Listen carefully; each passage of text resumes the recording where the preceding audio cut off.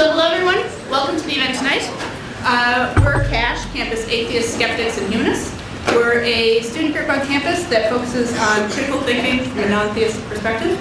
We're really looking forward to the debate tonight, and we're looking forward to having the opportunity to explore new ideas and to question our own.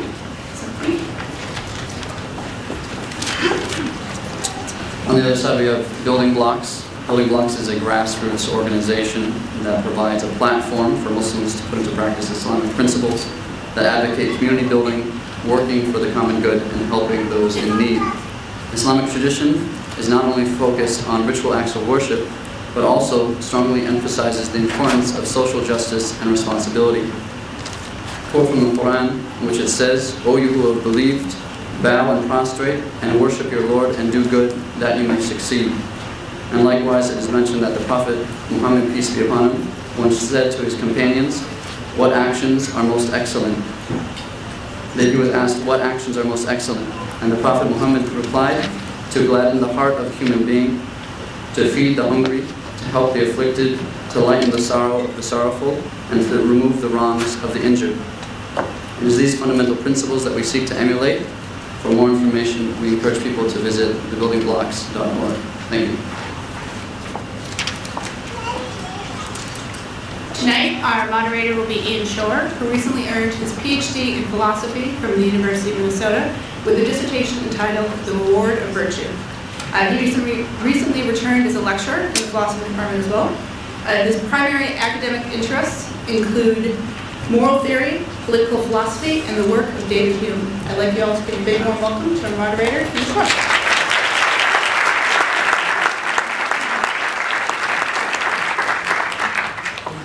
Okay, so I'll just give you a rundown of the schedule for the evening, and, well, first introduce the speakers. So Dan Marker started out as an evangelist at the age of 15. He received a degree in religion from Azusa Pacific University and was ordained to the ministry in 1975. He preached for 19 years before gradually outgrowing his religious beliefs, and he's written several books about the experience. These include Godless, How an Evangelical Preacher Became One of America's Leading Atheists, and most recently, The Good Atheist, Living a Purpose-Filled Life Without God. He's now the co-president of the Freedom from Religion Foundation and co-hosts Free Thought Radio, a national weekly show on the Air America network. He also gives lectures and participates in debates around the country, and tonight he's excited to participate in his 97th formal debate. And Hamza Tzortzis is a public speaker on Islam, a researcher, a writer, and an activist. Hamza has debated various academics and intellectuals and delivers presentations on topics ranging from "Does God exist?" to "Can we live better lives without religion?" Hamza was brought up in London and attended school and college in the area. He studied psychology at the University of Westminster and went on to study Western and Islamic philosophy. He is married with 2 children. So those are the debaters. The format of the debate will go like this. We'll have opening statements of 20 minutes each. Hamza will begin. Following the opening statements, we'll have a series of rebuttals sort of in reverse order. So Dan will begin with the rebuttals. First an 8-minute rebuttal, then a 5-minute rebuttal from each. And then we'll have 7-minute closing statements. After the closing statements, we'll pause so that people can leave if they want. You need to pause because the room is not convenient. So we'll pause for a few minutes while people leave. Those of you who want to stay for the question and answer period, we'll do question and answer until 10 o'clock. The way the question and answer period will work, you should all have an index card.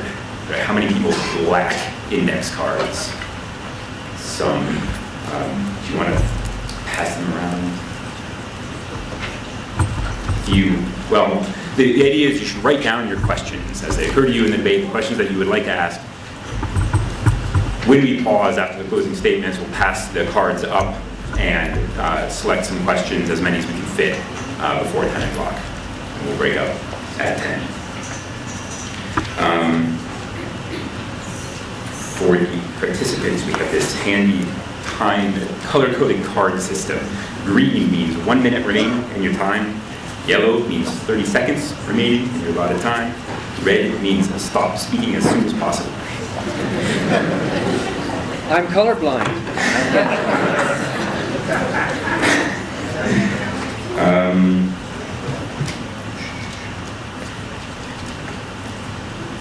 Okay, I think then we're ready to begin. The first statement will be Hamza's opening statement of 20 minutes. Yeah, enjoy.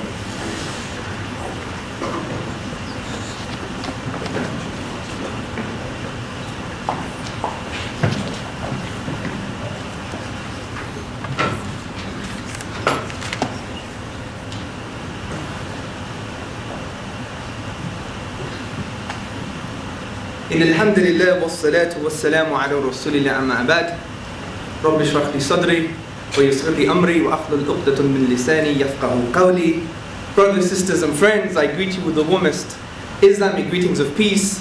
Assalamu alaikum wa rahmatullahi wa barakatuh. Which basically means may the peace and blessings of God be upon you all. First and foremost, I'd like to thank you for coming tonight to address a very important question. And I'm going to address this question by saying that Islam is more rational because it makes sense of the existence of God. Islam is more rational because it makes sense of the miraculous nature of the Quran, which is the book of the Muslim. Now, Islam makes sense of the existence of God because we have all asked the same questions. Why does something exist rather than nothing? Where did the universe come from? Now, in response to this question, some atheists have claimed the universe is a brute fact. It's eternal. It just is. However, to maintain such a proposition, I argue is untenable because there are very good reasons that the universe was brought into being. In other words, it began to exist, its past is non-eternal, it is finite. Now, to substantiate this claim, we can bring to our discussion 2 points. Point number 1. The absurdity of an actual infinite history of past events for the universe, and number 2, Big Bang cosmology. Now, the universe must be finite because it is absurd to postulate that the universe has an actual infinite history of past events. Let's take the following example to illustrate this point. Now, imagine I'm an American football player, and before I could pass the ball to one of my teammates, I have to ask permission from my coach. But he has to ask permission also. And if this goes on forever, will I ever pass the ball to my teammate? No, I wouldn't. And this highlights the absurdity of infinite regress of causes. And this applies to events too.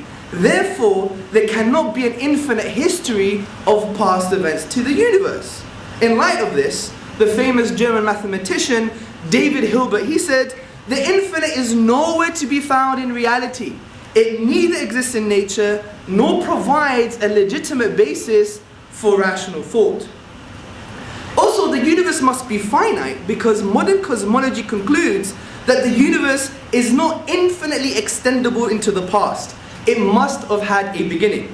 Now, according to modern cosmologists, the hot standard model of the Big Bang is where physical time and space were created and matter and energy were created at a point which the cosmologists call singularity. And clarifying this, John Boslow, the author of Stephen Hawking's universe, he states, "It was not just matter that was created during the Big Bang, it was space and time that were created. So in the sense that time has a beginning, space also has a beginning." Now, there are other models of the Big Bang, such as the oscillating and the vacuum fluctuation models.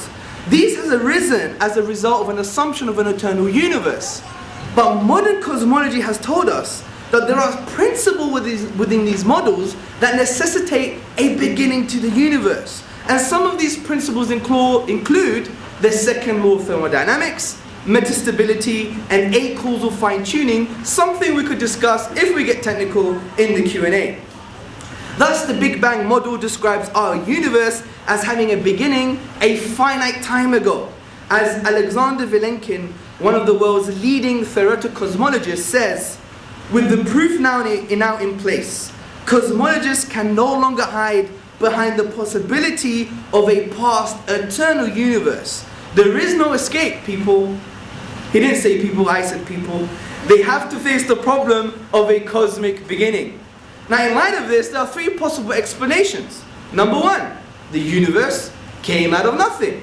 Number two, the universe created itself.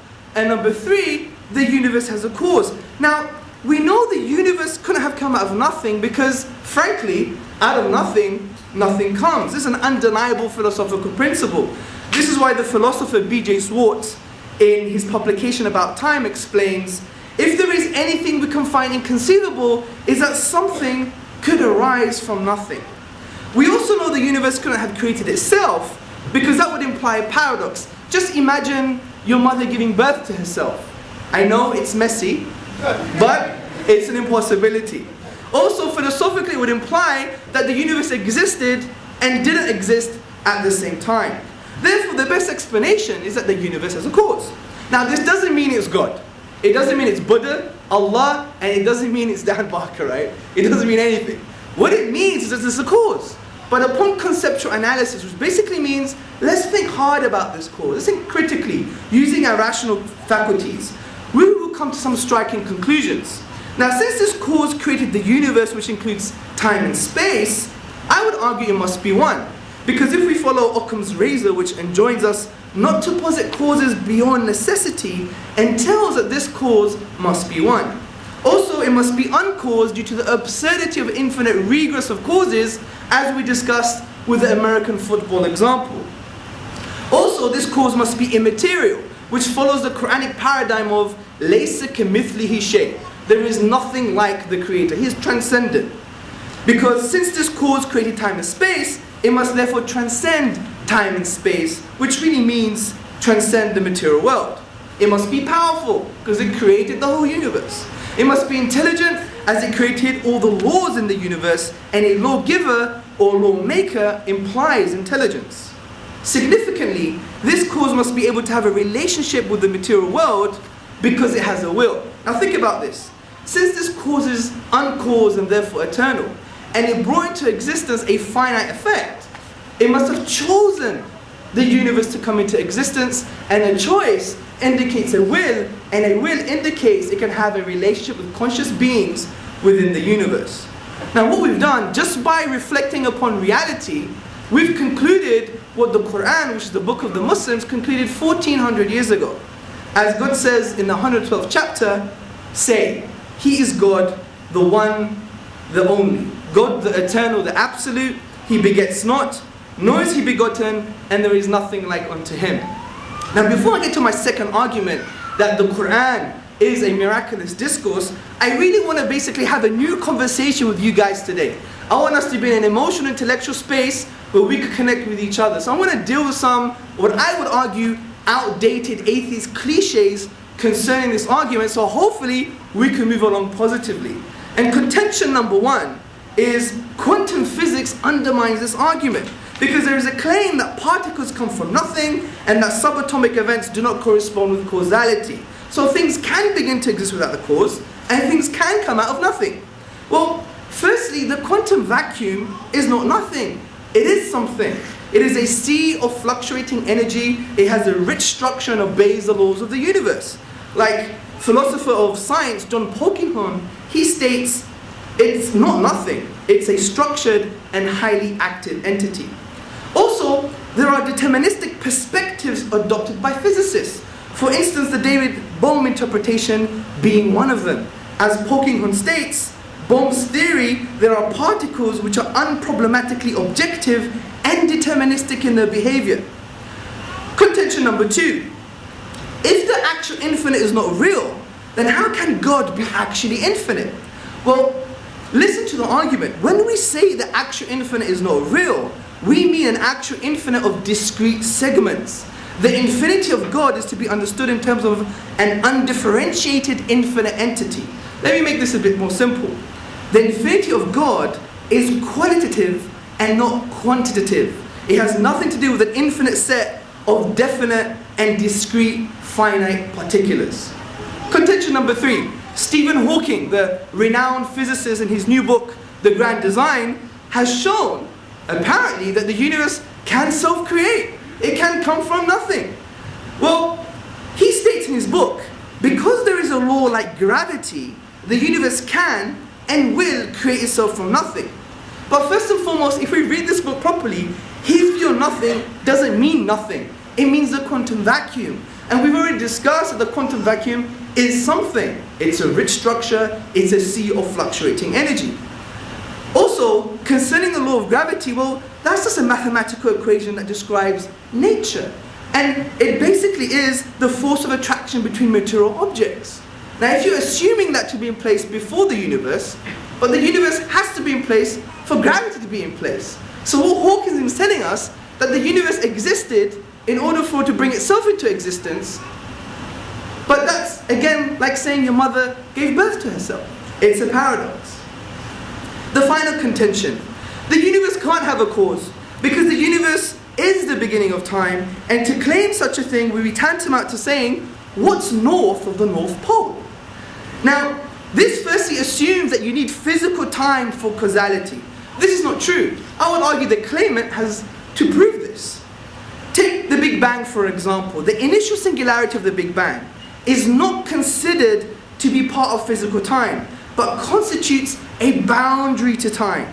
However, cosmologists say it's still causally connected to the universe.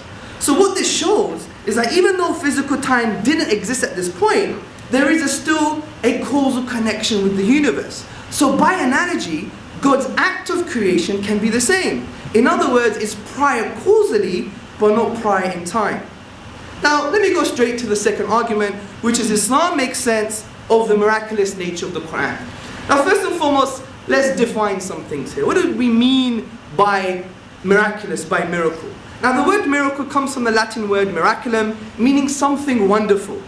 Now, the old ironclad definition of miracles, the David Hume definition, if you like, was a violation of natural law. But I think this is incoherent, because what's a natural law? A natural law is just an inductive generalization of patterns we perceive in the universe. Now, if something transcends the pattern or changes, doesn't mean it's a miracle. Maybe we haven't been looking hard enough. And this is why the philosopher Belinsky observes, so as long as natural laws are conceived of as universal inductive generalizations, the notion of a violation of a natural law is incoherent. So I would pose an Islamic philosophical point here. Islamic thinking states that a miracle is an act of impossibility. Once we have exhausted all of the possible naturalistic explanations, then it's a signpost to the transcendent and signpost to the divine. And to substantiate this for the Quran, I would use two arguments: the unique literary form of the Quran and the way the Quran describes natural phenomena. Now, the Quran is a thinking book. It teaches us to think. For instance, it says, أَفَلَا تَعْقِلُونَ? In Arabic, meaning, do they not use their intellect? Do they not use their minds? But the Quran goes further than this and challenges mankind with regards to its authorship. And this challenge is with regards to its unique literary form. And this has a historical context, because the Arabs at the time of revelation 1400 years ago were the best at expressing themselves in the Arabic language. They were Arabic linguists par excellence. But they failed to challenge the Quran. They couldn't imitate the unique literary form of the Quranic discourse. As Foster Fitzgerald Arbuthnot, who was a notable British Orientalist and translator, states, and that though several attempts have been made to produce a work equal to it as far as elegant writing is concerned, none has yet succeeded.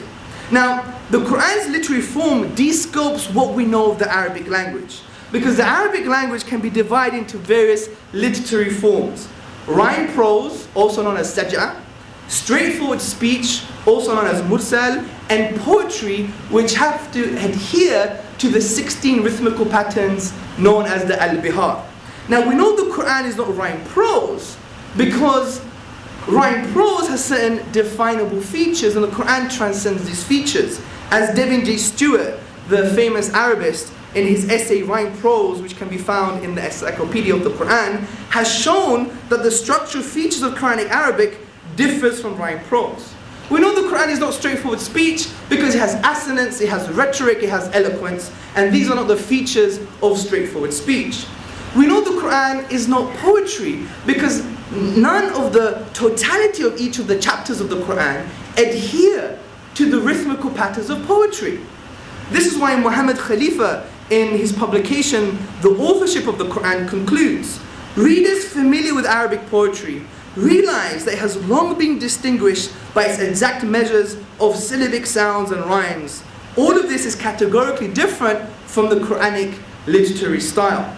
And it's no wonder the scholar and Arabist A.J. Arbery, he states, "For the Quran is neither prose nor poetry, but a unique fusion of both."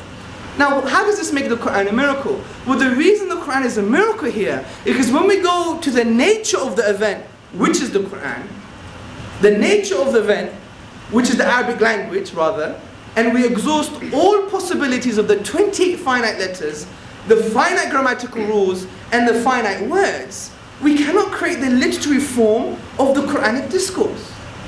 And this shows that it's an act of impossibility. It is no wonder Professor Bruce Lawrence, in his book The Quran, a biography, says, as tangible signs, Quranic verses are expressive of an inexhaustible truth. They signify meaning, laid within meaning, light upon light, miracle after miracle. Now, my second argument to substantiate that the Quran is a signpost to the divine is its descriptions of natural phenomena. For example, the scholar Muhar Ali, in his book The Quran on Orientalists, he says the Quran is not contingent on a 7th century worldview of natural phenomena. For instance, the Arabs at the time, they believed that the mountains used to keep the sky up. The Quran doesn't reflect none of this 7th century worldview. And I'm going to use, for instance, a stage in the development of the human embryo as described in the Quran. Now, the Quran mentions the word nutfa.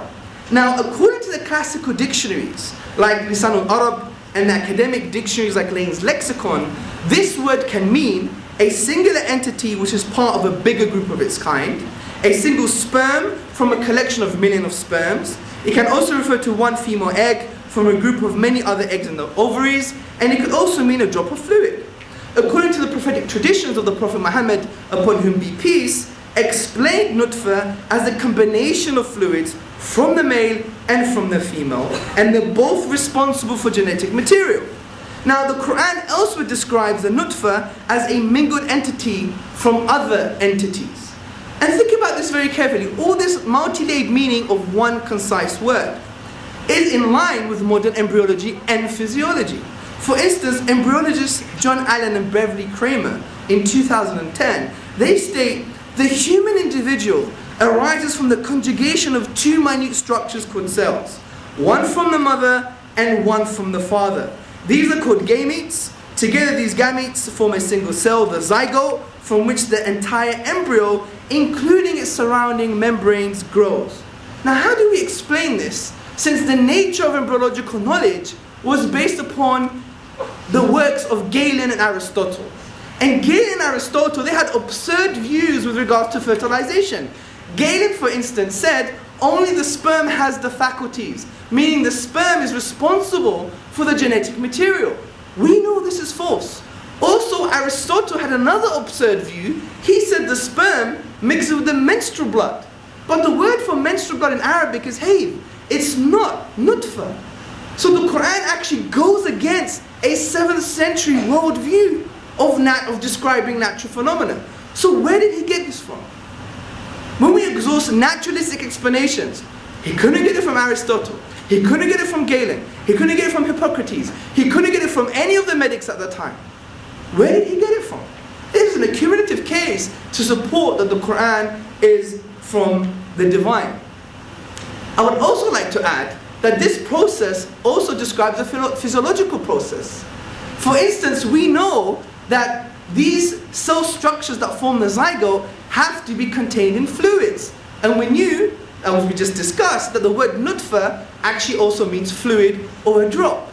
Interestingly, sperm have to be contained in semen, and the ovum or the egg has to be contained in oviductal secretions. And this is recent findings in physiology, that the oviductal secretions support the process of fertilization. So again, we ask the question, how is this in line with modern science? This book should be a reflection of a 7th century worldview, but it's not. And we could give many more examples during the Q&A. I really want to entertain a positive discussion with you guys, inshallah, which means God willing. Now, just to end, I have one more minute. I'd like to say that, look, this is not just about intellectual gymnastics. This is about who we are as human beings. Especially you Americans, right? Always claim about freedom and the pursuit of happiness and liberty. Very important concepts. But I want to raise something here. How do we achieve true freedom?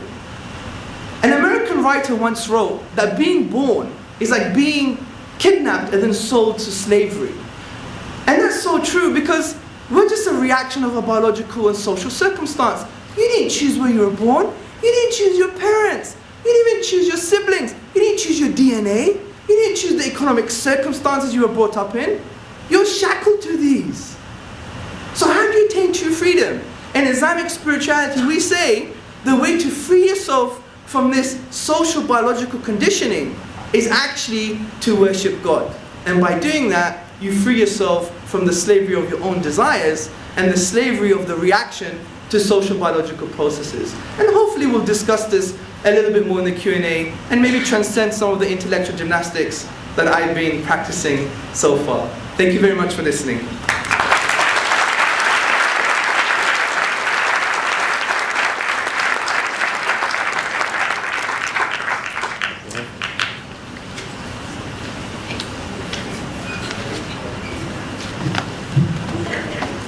Thank you, Hamza.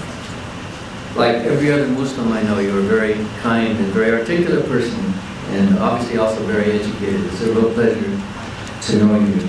And thank you, Ian, for moderating. Thank you, Cash. Thank you, Building Blocks, Chelsea, and Jeff. Thanks for all your work on this. I used to believe in God. I was a minister of the gospel for 19 years. When I was a kid, raised in a Christian family, I thought, how lucky was I? I was born in the right family, in the right religion, in the right country, in the right time of history.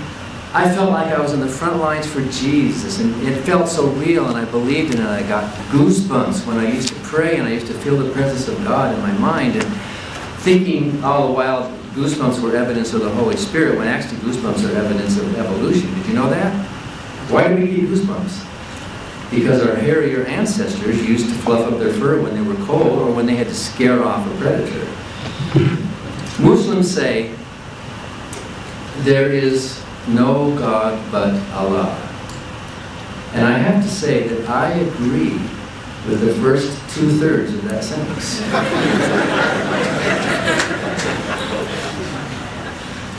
Atheism is the absence of a belief in God. Atheism is not a positive moral philosophy. It's not a positive philosophy at all. It is simply the absence of a belief.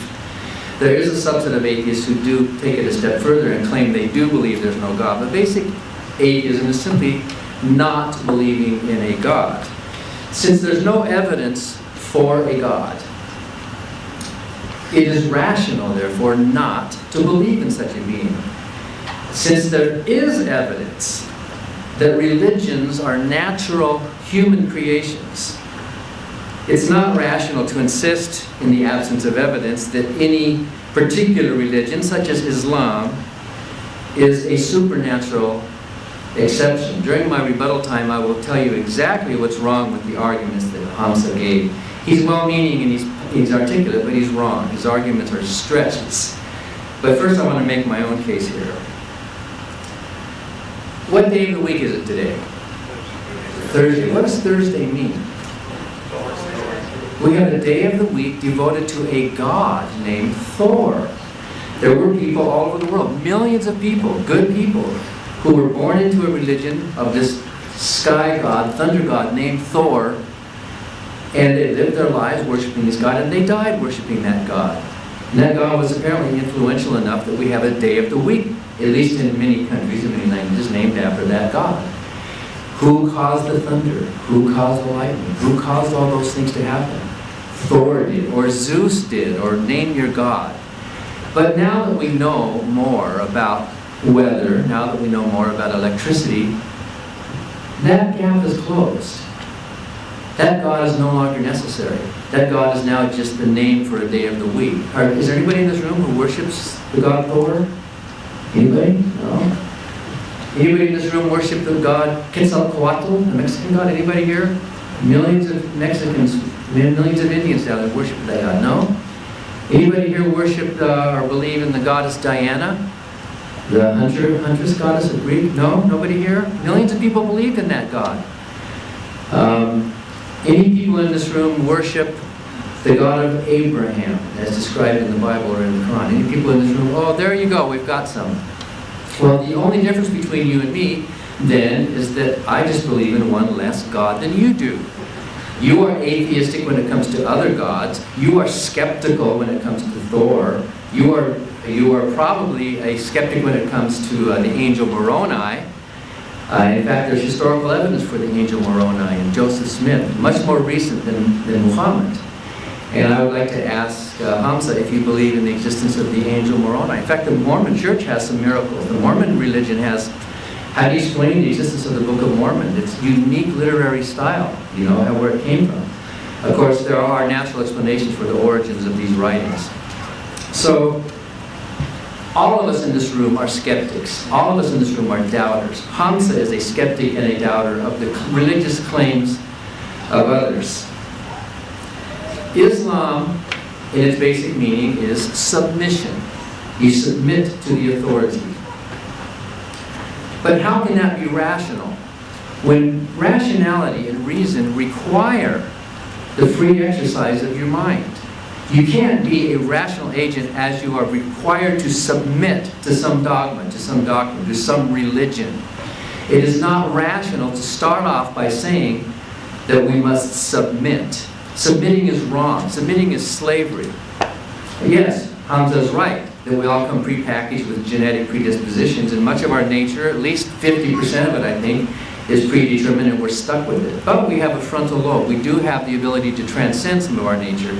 And this frontal lobe and the rational process that we all have rises above those instincts, rises above even the culture and the history of the religions that we were raised in. The reason I am an atheist is pretty simple. First of all, there's no evidence. If there were evidence, think about this.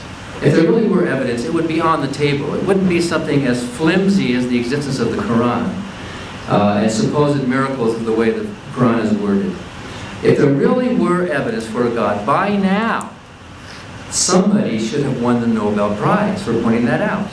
Think about it. If there really were evidence, anyone, any scientist, any skeptic, any doubter, anybody would bring it forth and say, here we go. We have positive evidence for a God.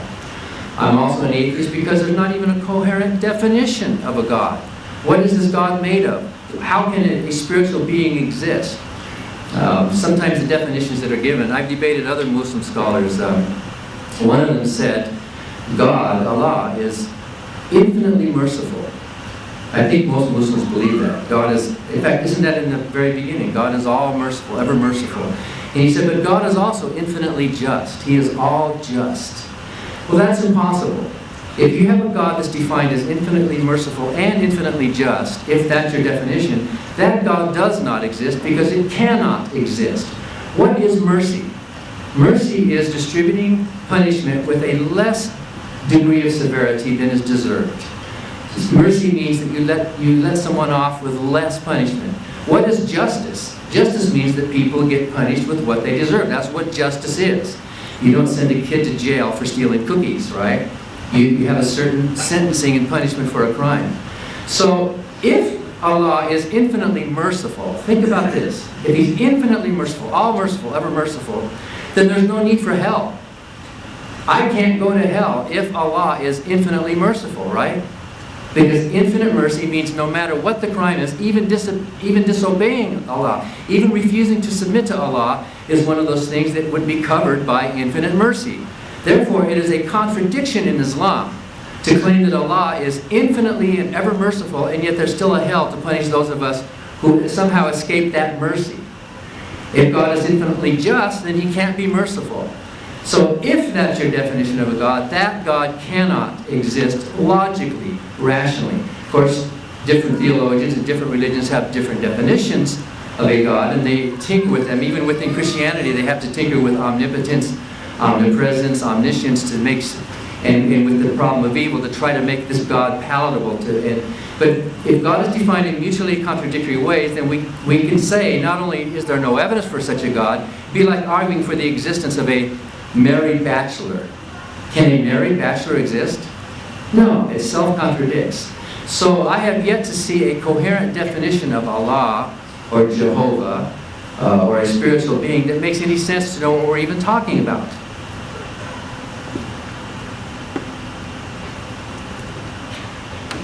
And of course, there's no good arguments for a God. This first cause argument that Hamza gave, I will talk about that during rebuttal time, is not a good argument. It's basically a God of the gaps argument, but it's even itself internally contradictory.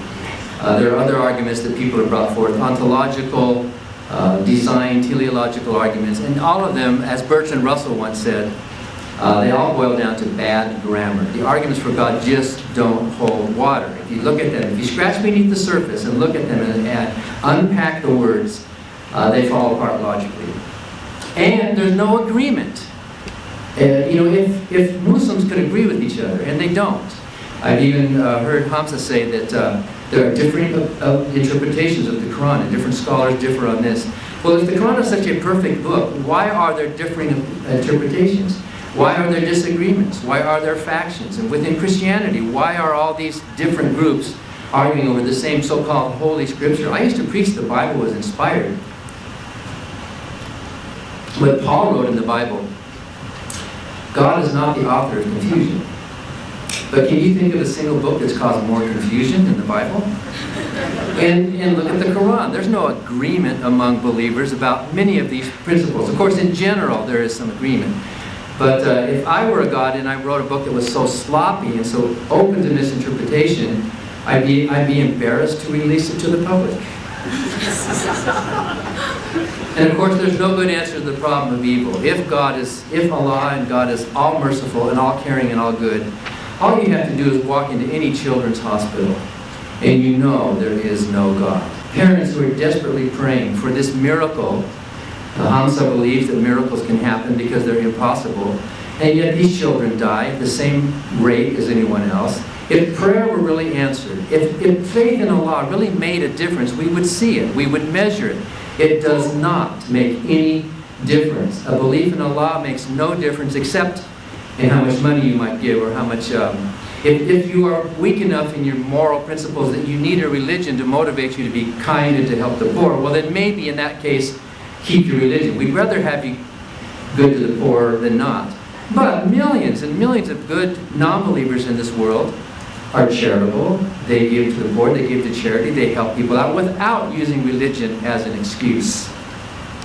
And of course, that's the final point. There's no need for a God. Millions of people live their lives with purpose and meaning, with joy, with love, without having to bow down. As Paul said in the Bible, he was a slave of Christ. And of course, as the Quran says, we are all submission. We are all having to submit to the will and the authority of this person who created us.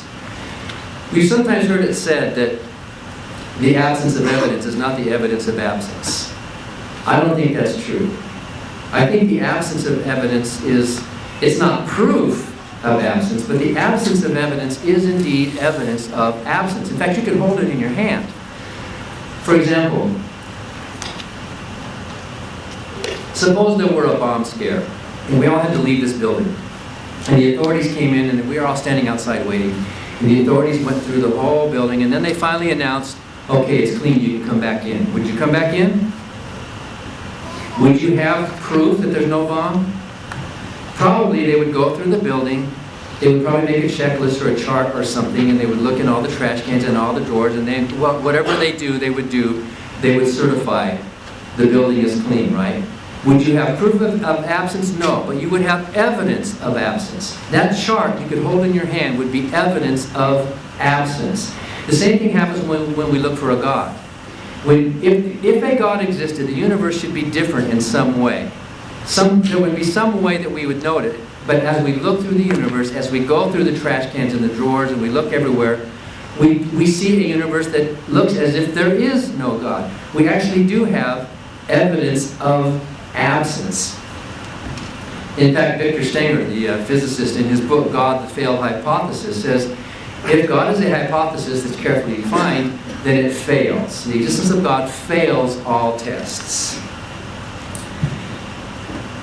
One of the reasons, there are many reasons why Islam is not rational, and one of them is that the Quran is based on hearsay.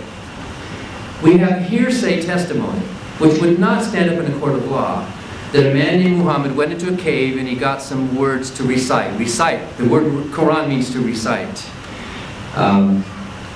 In fact, I think the very first recitation, correct me if I'm wrong, Hamza, historically was that God created humans from a blood clot. That's the word that I have in one of my translations. Other translations say other things. And by the way, different translations of the Quran contradict each other. And I have two different versions, and sometimes the same verse is translated different ways in the English. Arabic is not that strange of a language. Arabic is a language like any other.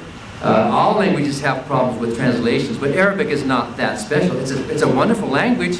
It's unique, but all languages are unique. When you translate from Spanish or when you translate from Greek, when you translate from Arabic, you're going to have some problems. But if there is an all-knowing, all-caring God who cares about this message getting to us, then why wouldn't He make it so that the translations would be understandable to all of us?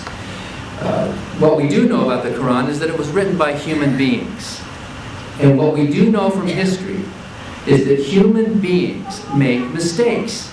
Whoever put that book together was a human being. Was it Abu Bakr who gave the canon, the original canon for the Quran? Was just a guy. Why do we take his word? Why do we think his word is special? He's just a guy, just like the people who wrote the New Testament. They had a religious agenda, and everyone claims the New Testament has these irreproducible miracles too. The Book of Mormon has these miracles, and look at all those things. They're just people. They're just human beings. I think Hamza agrees with me that someone like Joseph Smith, although he claimed to be inspired, he claimed to have found in this hole in the ground these golden tablets, he was just a human being who exaggerated. He made mistakes. He was wrong. He misinterpreted. The people who put the Quran together were human beings. Human beings make mistakes. They made a mistake with the Quran. The Quran has verses that are contradictory within it. It can't be a perfect book if it has verses that contradict each other. One example, there is a surah that says that hell is eternal. Hell lasts forever. But I read another surah, if I can find it, if you want me to look it up for you, it says, no, hell doesn't last forever. It lasts as long as the earth lasts. So there's a contradiction. A perfect being who was writing a perfect book would not have put verses in there which contradict each other. And that's just one example. Now, if I were an Islamic scholar, I would say, well, I can interpret and reinterpret. But then there's the problem. Why does it have to be interpreted and reinterpreted? Why can't it just be clear? The Quran is not clear, just like the Bible is not clear. And I think one of the main reasons that the Quran is not a rational book is that instead of using reason and argument to make its point, the Quran uses a threat of violence. Hell as a threat of violence. Stephen Prothero, who was reading through the Quran, says, this is not amazing literature. This is not special literature. He said the Quran reads like a fire and brimstone sermon from start to finish. Let me give you some examples. We have prepared for unbelievers a shameful punishment. I'm the unbeliever, okay? This is talking about me. You Muslims who think this is a wonderful book, it's talking about me. I'm a non-believer. Those who disbelieve our revelations shall be cast into hell. And when their skin is burnt up and singed, we shall give them a new coat, that they may go on tasting the agony of punishment. For God is almighty and all-wise. So the believers will laugh at the infidels on that day, regarding them from their cushioned seats. So you're going to sit on a cushioned purple couch underneath the fig tree with these dewy-eyed young women sitting next to you, and you're going to be laughing at me for having the temerity to think my own thoughts and disagree with your... I'm an infidel. I'm a non-believer. Your book is arguing from a threat of violence to me. And that's what the Quran is. Believe or burn. Believe or burn. If you don't believe, you're going to suffer. Any system of thought that has to make its point with a threat of violence is morally bankrupt. And if you hold that book under your arm with any pride, you should be ashamed of yourself. You should be able to make your point using pure reason and not touting a book that has a threat that my skin's going to be burned off my arms and it's going to be regrown so that Allah can burn it again and again while you're sitting up there laughing. Are you proud of that? Do you think that is rational? Do you think that is kind? Do you think that is good? If you do think so, and if your God does exist, and if He did create a hell, then I would say to Allah, you created hell, you go to hell. You're not worthy of my respect.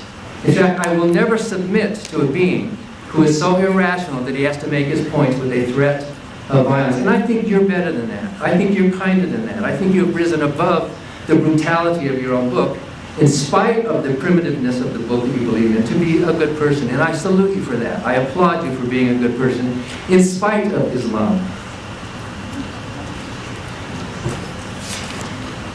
So during my rebuttal time, I'm going to quit now, I think there's 1 minute left, I will explain what is wrong with his first cause arguments. Thank you.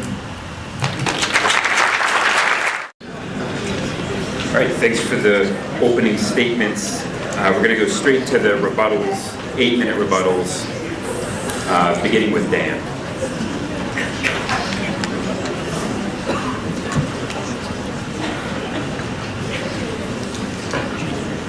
Yeah, just look at these over real fast.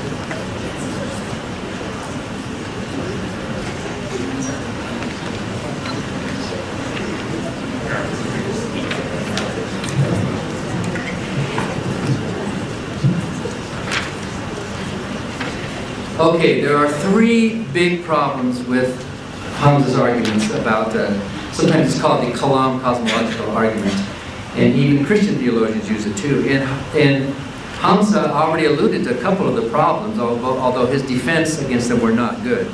First of all, this argument begs the question, because it makes an assumption.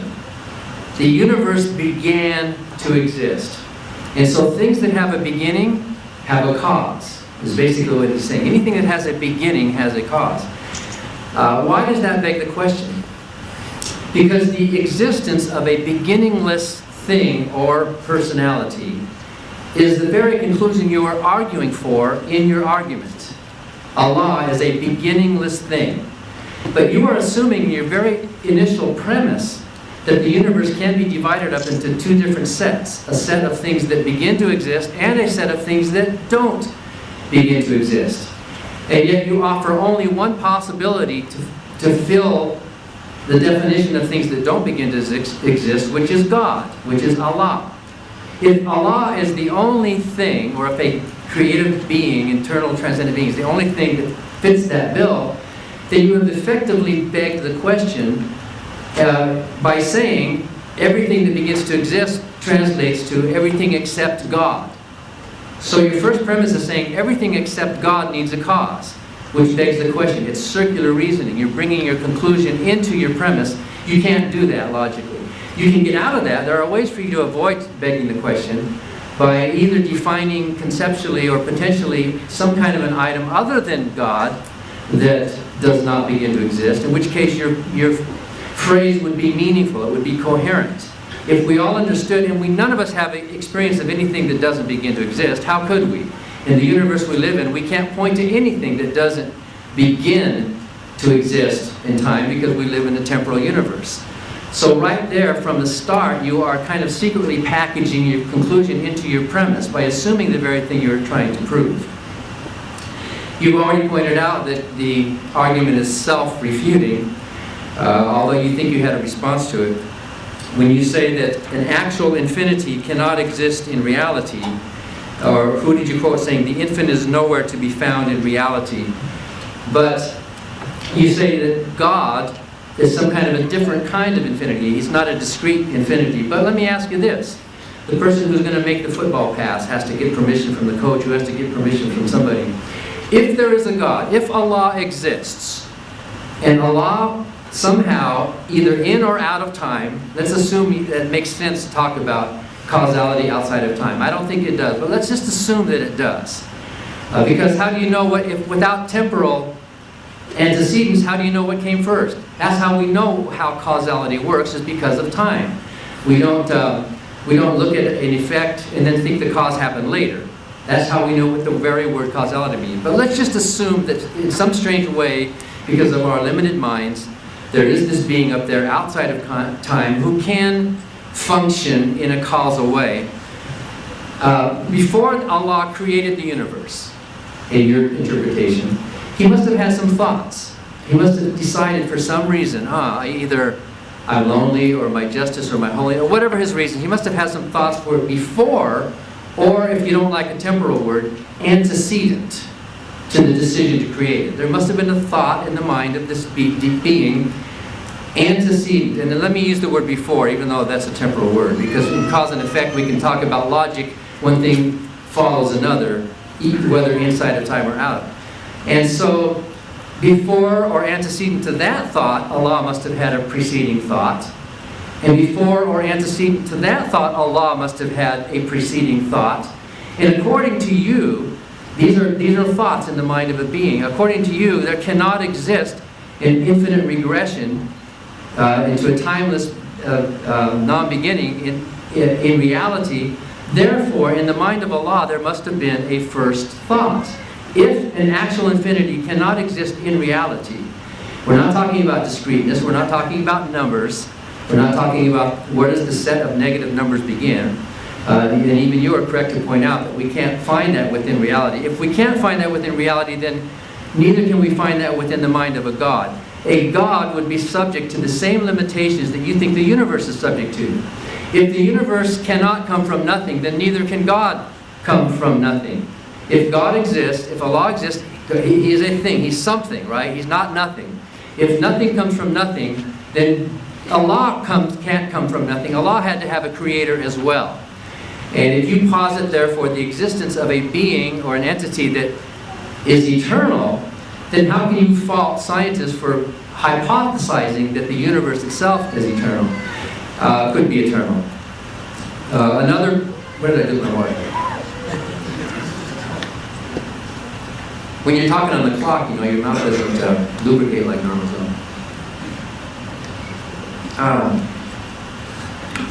I won't say thank God, I'll say thank Jeff for the water. We should give thanks where thanks is due, not to some imaginary being. But another problem with this argument is that it's comparing apples and oranges. And I'm surprised that Hamza doesn't see this.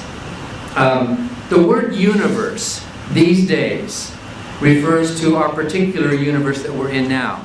Cosmologists don't use the word universe anymore. In fact, I don't think any cosmologists think there was a singularity anymore. You're reading science books from 20 years ago, I think. Hawking's has given up on the word singularity. No one thinks the Big Bang started with a singularity. Now, of course, most people think that we're at that minimum, that Planck distance, or whatever they call it, the Planck constant minimum.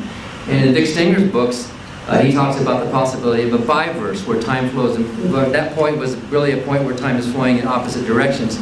But in any event, the confusion you're making here is you're confusing logical spheres.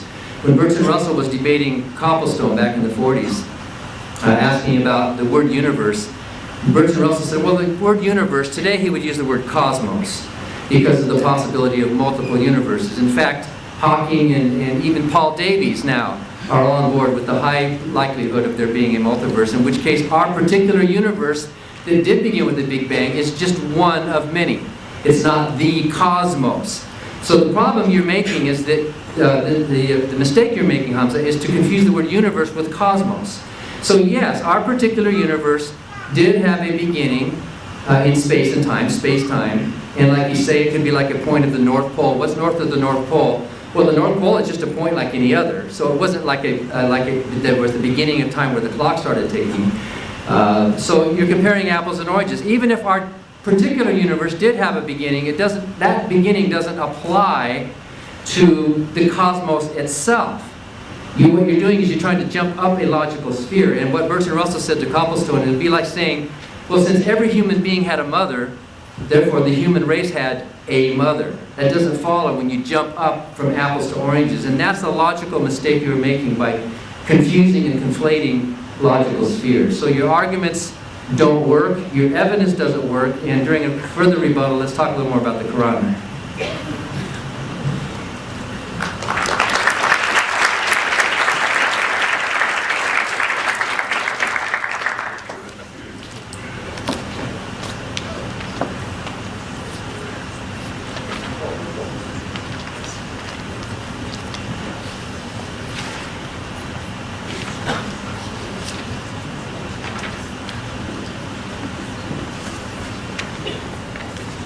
Okay, thank you very much. I thought that was a very interesting, emotional sermon towards the end. I almost felt like crying. I was feeling sorry for Dan Barker. I thought you were just about to cry. I was going to come and give you a big hug, you know? Because I thought you were so upset about your outdated cliches about religion, about the concept of hell. I mean, it's quite interesting that it's just like typical atheists, not to be stereotypical, of course, is that we fail to read about people. We fail to really want to connect with other human beings. When was the last time we read an exegesis of the Quran, for example? When was the last time that we read what is Islamic law in the eyes of a Muslim? Do we do that? Or do we go straight to the shelf and say, what does Robert Spencer have to say? The guy who hates Islam. What does that say about our intentions? Do we have an emotional, intellectual atmosphere where we are listening with the intent to understand, or are we manufacturing a response? Something to think about. Okay, let's talk about Dan Barker's claims. First and foremost, you talk about God of the gaps. It's not God of the gaps. We don't say we don't know, then we just squeeze God in there. We actually reflect upon reality, the universe, we come to certain conclusions, we come to certain attributes, and then we see that there's a correlation between our view and what reality has told us. That's not God of the gaps at all. God of the gaps would be, I don't know, therefore God did it. So I think that's an outdated atheist cliche. Also, you're saying submission to God is not rational. Well, you said this about grammar. Let's change the definition here. Well, you could submit to yourself, submit to social conditioning, or submit to a higher rational being. What sounds more rational, people? To submit to a higher rational being. If you know that rational being exists and you have evidence for that. So you could play with words and we could preach. I mean, I think your preachiness has carried with yourself in your atheistic age. And I think, you know, we can't have our cake and eat it. I don't like Christianity, but I'm going to stay a preacher. Thank you. No worries, dude. Anyway, so the point is about the God's names and attributes. We don't say all or infinite. What we say is God is the merciful. And Islamic theology says that we reconcile His names and attributes. The in the loving or the merciful means He's greater than human beings. And then when we look at all His names and attributes, we see them via His oneness and we reconcile them together. We don't say He's infinite this, infinite that, and infinite this. No, Islamic theology says He's the merciful, the just, and we take these names and attributes and we reconcile them together, for instance. Also, you talk about difference of opinion. Well, that's going to happen when you have human agency anyway. You have that with anything. And we consider difference of opinion in the Islamic tradition as a mercy. Imagine everyone being the same. Imagine everyone looking the same and acting the same. I mean, what's with that? That's boring, right? Yeah? We're not boring people, Muslims, you know? Also, you talked about the Quran is based on hearsay and testimony. I mean, surely, I don't believe you said that. I was so upset. I thought you were a clever guy. I mean, when we look at the science of textual integrity of the Quran, we see that the historical scientific principles applied to the textual integrity of the Quran surpass any known Western type of history. For example, we have a philosophy of the matan, which is the text itself, and the isnad, which is a chain of narration. And each person in the chain of narration has a biography. Was he trustworthy? Did they meet each other? So the sciences of textual authority in the Quran are extremely, extremely sound. But significantly, what I'd like to add is the main part of the preservation of the Quran is based on oral tradition. An oral tradition. And it's not just Chinese whispers, because it's based upon something in Arabic called mutawatir reporting, which is recurrent testimony. Now, recurrent testimony, as C.A. Cody in his book Testimony says, many things that we believe in is because of testimony. You probably believe China exists because of testimony. Many of us have never been to China before, but yet we believe China exists. Now, with regards to the Quran, it's based on recurrent reporting, that it's been reported by so many different people at different times and places, all going back to the Prophet Muhammad, upon whom be peace. To claim that that's not the Quran is to claim a conspiracy, that they had a time machine and conspired together to say this is what the Quran is going to be. Also, you talked about the contradiction. Please find it for me. I've never heard of that before. That sounds like it came from left field.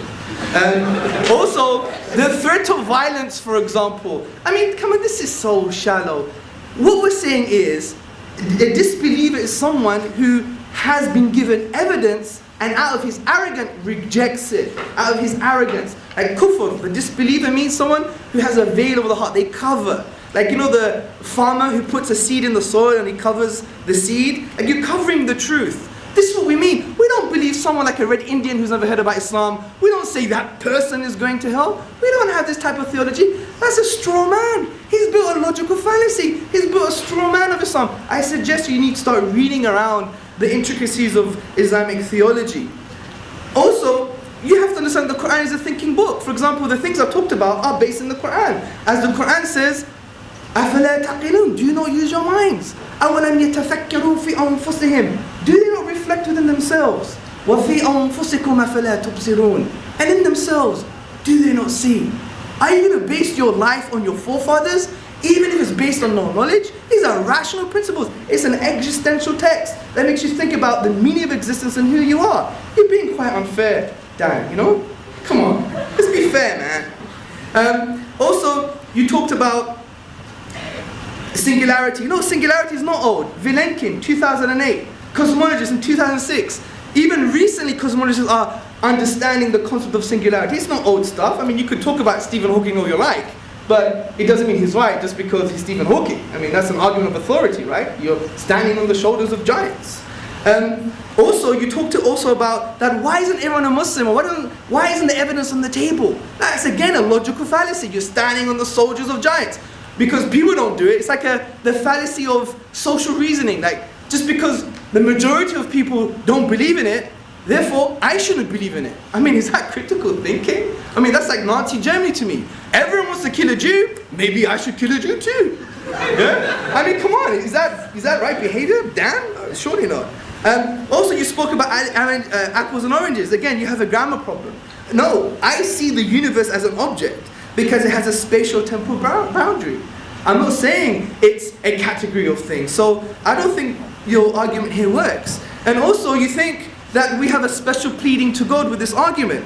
But since the atheist has always maintained the same about the universe, as beginning and uncaused, then you're doing the same thing. I mean, interestingly, Professor Anthony Flew said that we need to make a choice. Either the universe is uncaused, or the cause of the universe is uncaused. And I think in light of tonight's evidence, we know that the universe is caused, and the cause of the universe is uncaused. Also, you talked about, well, then who caused God? Well, the thing is, God never came into being. Rather, we know we have evidence the universe came into being. And finally, you spoke about God's thoughts, but we say that that's a fallacy, it's a straw man argument with regards to who God is. We say that his intentions, if you want to put them even to that kind of words, are eternal. And there's a difference here. There's not like a discrete, finite kind of process going on that you could claim that the actual infinity doesn't make sense with regards to God itself, which I discussed in the initial part of my presentation. But more of that in the next part of the rebuttals. Thank you.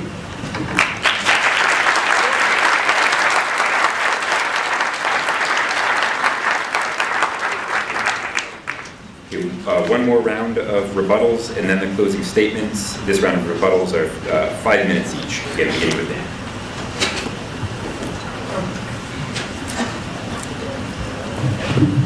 So, did Allah create the universe and say, oh look, I created the universe, now I better decide to create the universe?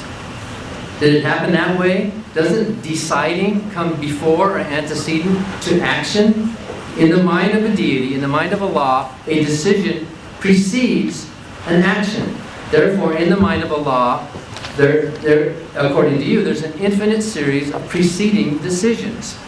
I do read the Quran for myself.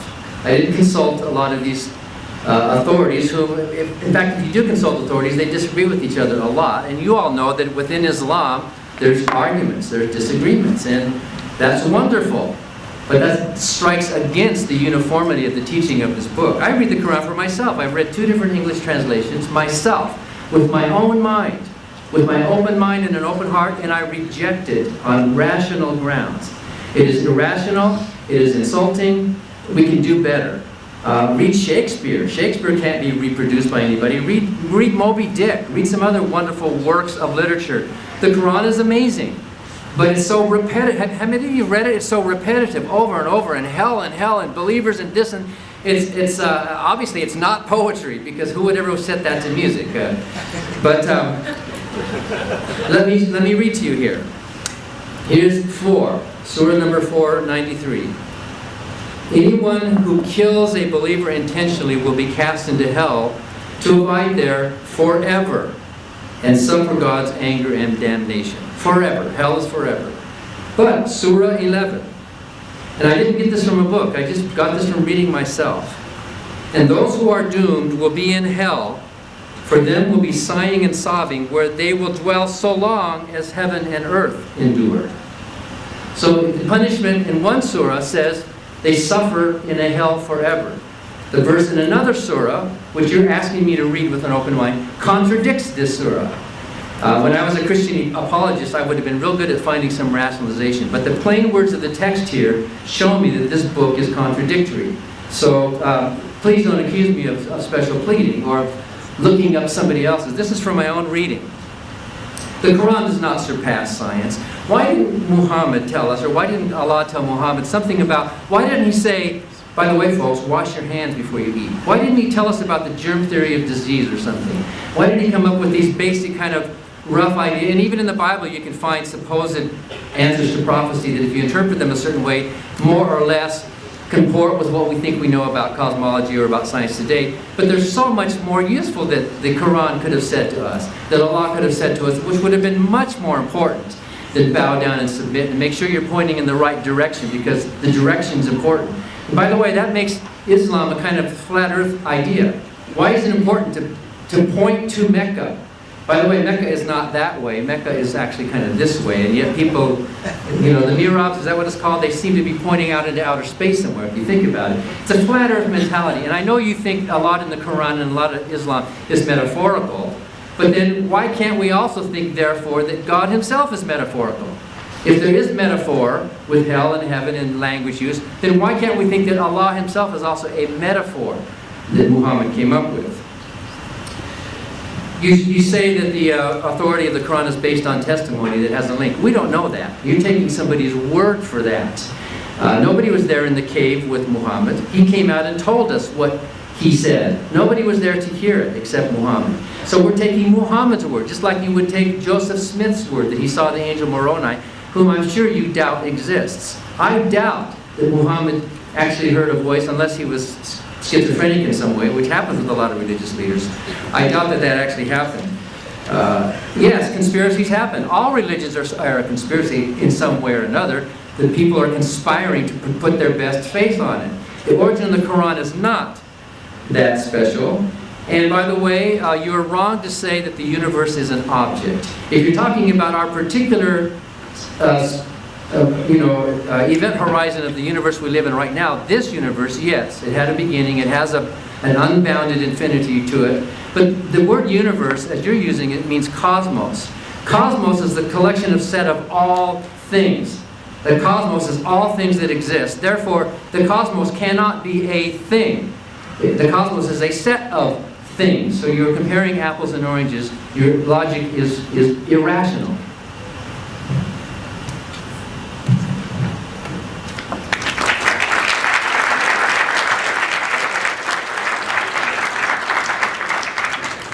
Okay, this is very good. Let's go to the Shakespeare question. Shakespeare is inimitable. Oh Romeo, Romeo, wherefore art thou a Romeo? Deny thy father, deny thy name. Or we can make it more Islamic. Oh Abdullah, deny thy mother, deny thy tribe.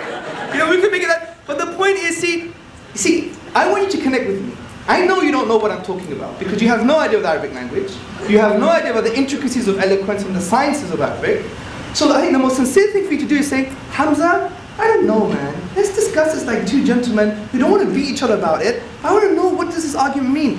Maybe it might be a valid argument. Throwing the Shakespeare one is so shallow because Shakespeare, or Sheikh Zabur, essentially, Shakespeare, for example, he articulated some of his plays in the iambic pentameter. Who studies English literature here? Iambic pentameter has been replicated by many people. As a matter of fact, his contemporary Christopher Marlowe has been accused of some of his works. So the Shakespeare argument is not an argument.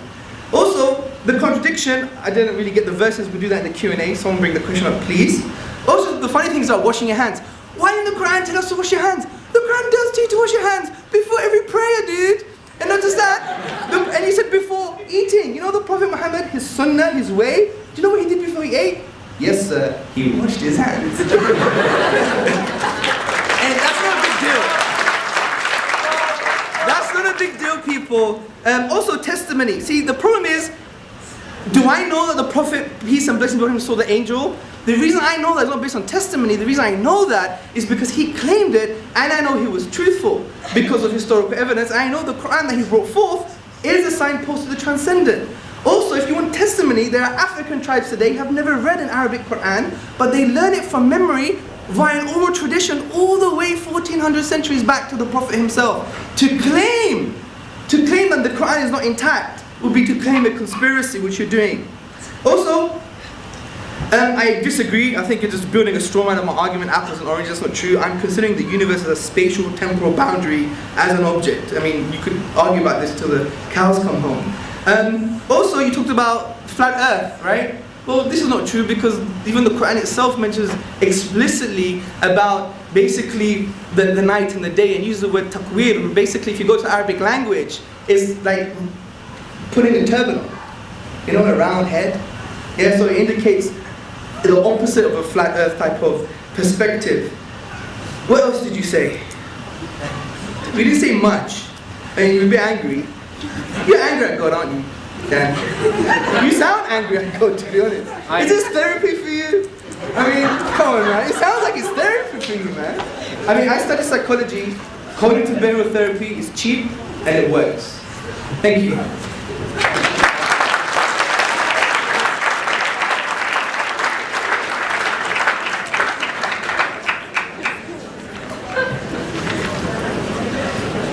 All right, 7 minutes of closing statements, beginning with that.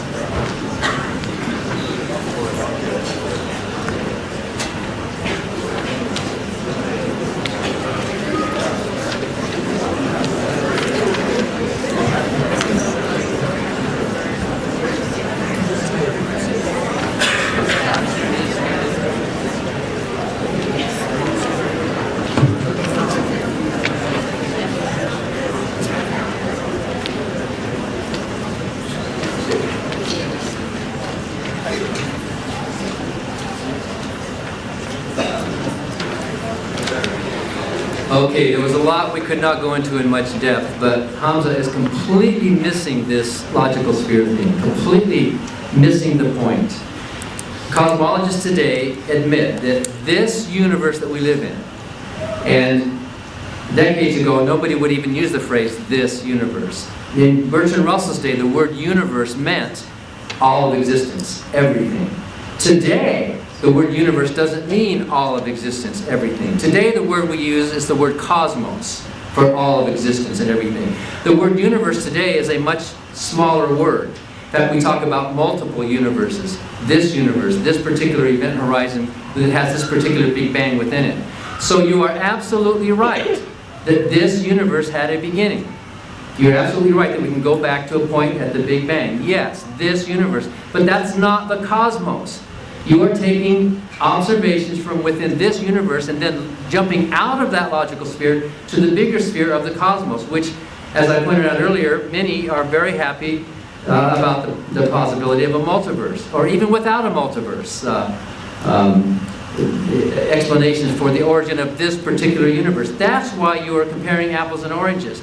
You can't take, suppose I were to say, use a bad argument, that every nation began with a war.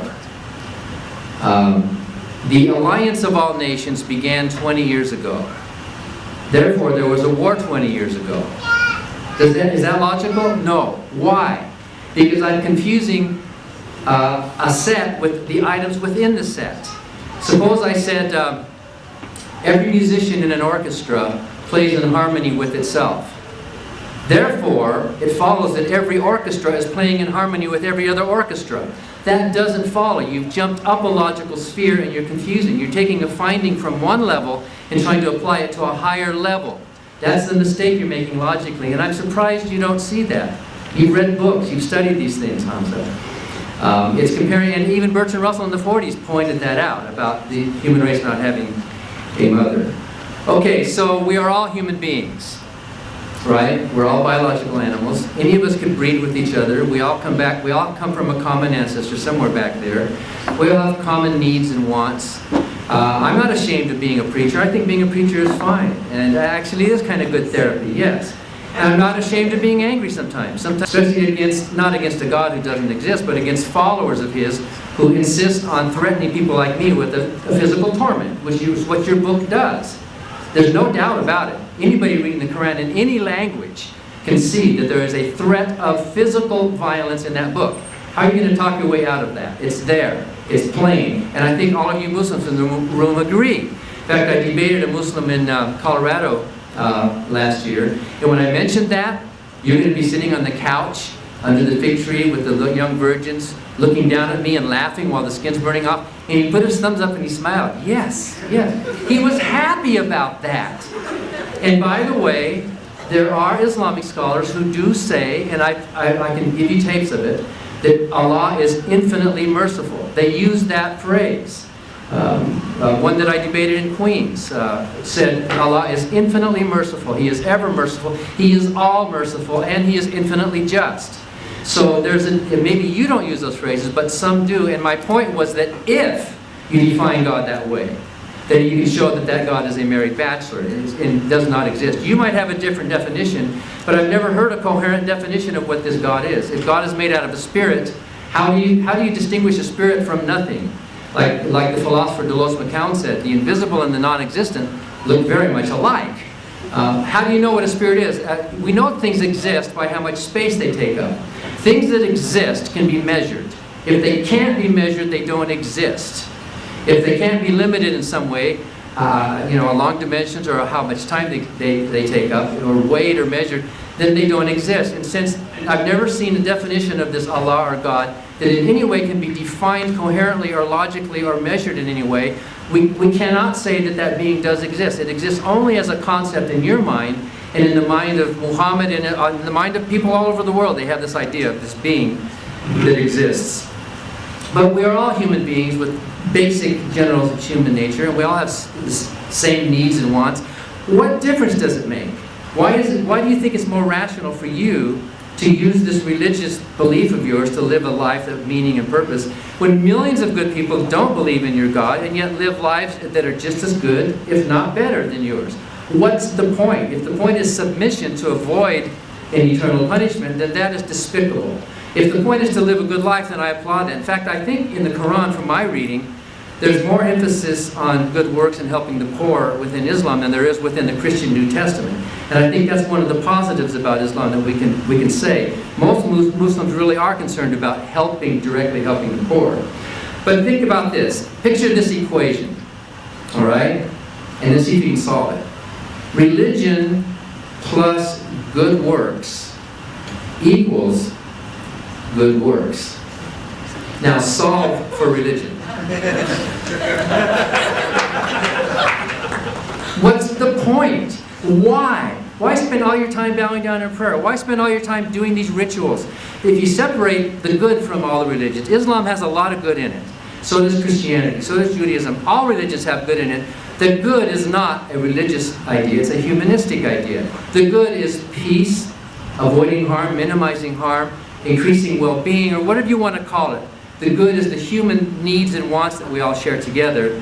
The things that distinguish a religion from the common, transcendent good that all of us human beings have, those things are not good things. What day of the week you should worship, what kind of clothes women should wear, what kind of recitations you should make, those are a waste of time. It's more rational to spend your time and your energy doing actual good rather than investing in a divisive, irrational religion.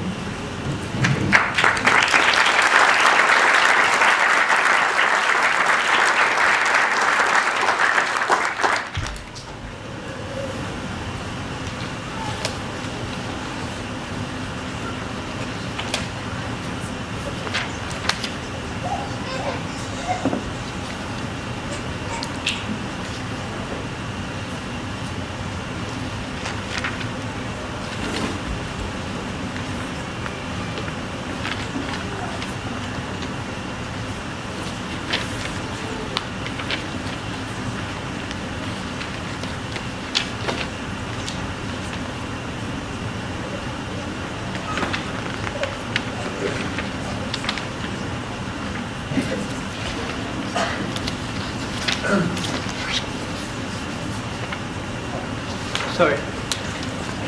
Okay, good. Thank you very much for your patience, brothers, sisters, and friends. Okay, first and foremost, see, what's interesting in the last 10 years in the sociology of religion, there's been academic studies, longitudinal studies as well, that have shown that religion actually has a positive correlation to well-being in contrast to the atheist worldview. I mean, if we were to reduce it on maybe Dan Barker's disposition today and mine, you may be able to understand that as well. It's a bit angry today. Anyway, so according to the sociology of religion, it has shown that religious people have better mental health, better physical health, lower criminality, high levels of happiness, and high levels of altruism and philanthropic activity. This is academic results, not just I'm just feeling this, right? Example number one, in 2000, Schnittke, in the Journal for the Scientific Study of Religion, examined a data set of nearly 3,000 adults from the general population, and he found religious involvement had no significant relation with depression, and he found that religiousness was a buffer against mental distress. Also, in the Handbook of Religion and Health, edited by Harold Koenig and others, the authors reviewed 2,000 published experiments, and they found that young people have significantly lower levels of drug and alcohol abuse, criminal delinquency, and attempted suicide. Happiness. The Gallup survey on religion in America concluded that people who agree with God, that agree that God is very important in their lives, are twice as likely to report being very happy in contrast to an atheist. So God makes you happy, man. So be happy, people. Yeah. Also, political scientist Robert Putnam, he surveyed 200 volunteer organizations, and it showed there was a positive correlation between religiosity and membership of volunteer organizations. Take the Index of Global Philanthropy in 2007. It states, which you don't state, religious people are more charitable than non-religious, not only given to their own congregations, but also regardless of income and other demographic variables. So, I think it's another outdated cliche from the atheist. Again, with your apples and oranges, again, I'm saying to you, I'm treating the universe as an object, has a spatial, temporal boundary like we've discussed. We could argue this again until the cows come home. Then you mentioned maybe something like a multiverse. Look, philosophically the multiverse for me doesn't make sense for about 7 reasons. Number one, the multiverse remains a hypothesis and is very highly speculative, okay? It's a highly speculative mathematical exercise. 2, I would say it's immature and it's a speculative theory raising a lot of difficulties. 3, if we consult Occam's razor, multiverse, bloated universe, single God, bloated universe, single God. What's the most comprehensive and simple explanation here? Also, spontaneous quantum fluctuations create more questions than it answers. How can a spontaneous quantum fluctuation create a universe? That's the question that you have to understand. It lacks rational force. Also, the universe, the multiverse itself is described by specific physical laws. These laws themselves include constants and boundary conditions, which have to be fine-tuned in the first place. So I think the multiverse argument is a non-argument. It's just basically an atheist wanting to push God out of the question all the time. Also, I want to finally end with one argument I didn't address, which was the problem of evil. The big atheist argument. You should spend 20 minutes on that. I think that's a strong argument. And basically, the problem of evil is saying that God is all good and he's all powerful, but there's a lot of evil, gratuitous evil, therefore he can't exist. But I think there are some assumptions here. First and foremost, it assumes that God is just good and just omnipotent. He's just all powerful. But in Islamic theology, we have 99 names and attributes of God that we can reconcile with reality. One of these include, he's the wise. So there's wisdom behind these things. Now you may say, but I can't see the wisdom in the baby having cancer. That's fair enough. And we feel for this as well. But the issue is, it doesn't mean the wisdom's not there. That's an argument for ignorance. It's a logical fallacy. Argumentum ad ignoration. Also, it assumes that God doesn't have any morally justified reasons to permit evil in the first place. And I think he does. First and foremost, our primary purpose is not to have a party. It's not to boogie, okay? That's not our primary purpose. Our primary purpose is to basically know and worship God. That's the reality of who we are. Also, God created us for a test, and part of this test is to be tested with suffering and evil. As the Quran says, the one who created death and life, so he may put you to test to find which of you is best in deeds. He's the Almighty, the All-Forgiving. Also, God has given us free will, and this makes sense of personal human evil. Because if you didn't have free will, then it's like God making you do good all the time. If you made a universe that all human beings were always doing good, therefore there is no morality anymore, because it's like someone forcing you to do good all the time, which doesn't make sense of you being a moral agent in the first place. But I think the undercutting defeater to the problem of evil is actually, what do you mean by evil? Do you mean it's objective? It's real? If that's the case, then it necessitates God's existence. Because God is the only metaphysical grounding that makes objective values objective. Because God is the conceptual anchor that transcends human subjectivity. So for you to claim that there's objective evil, it necessitates God's existence. Now if you say, well, it's not objective, which I don't want to build a straw man, but I heard some of your stuff, you don't believe in objective anything. If that's the case, your argument is probabilistic. It's like maybe, which is not a very strong argument in the first place. Also, I don't know how long I've got left. A minute and a half. That's not too bad. Well done. I would like, if you can, for us to really start to engage with each other, especially with the audience, especially with the unique literary form of the Quran, because you didn't bring any undercutting defeaters to the unique literary form of the Quran. You didn't understand it by the sounds of it. You didn't bring any undercutting defeaters with regards to how the Quran talks about reality in a way that's not contingent on 7th century Arabia. The example I gave, you didn't address.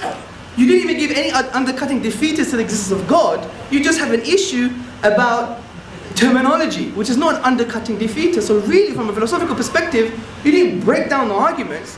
And the funny thing is, you never constructed any arguments for your particular worldview. Now, on the point of the Quran posing threats, well, the Quran says something very clear.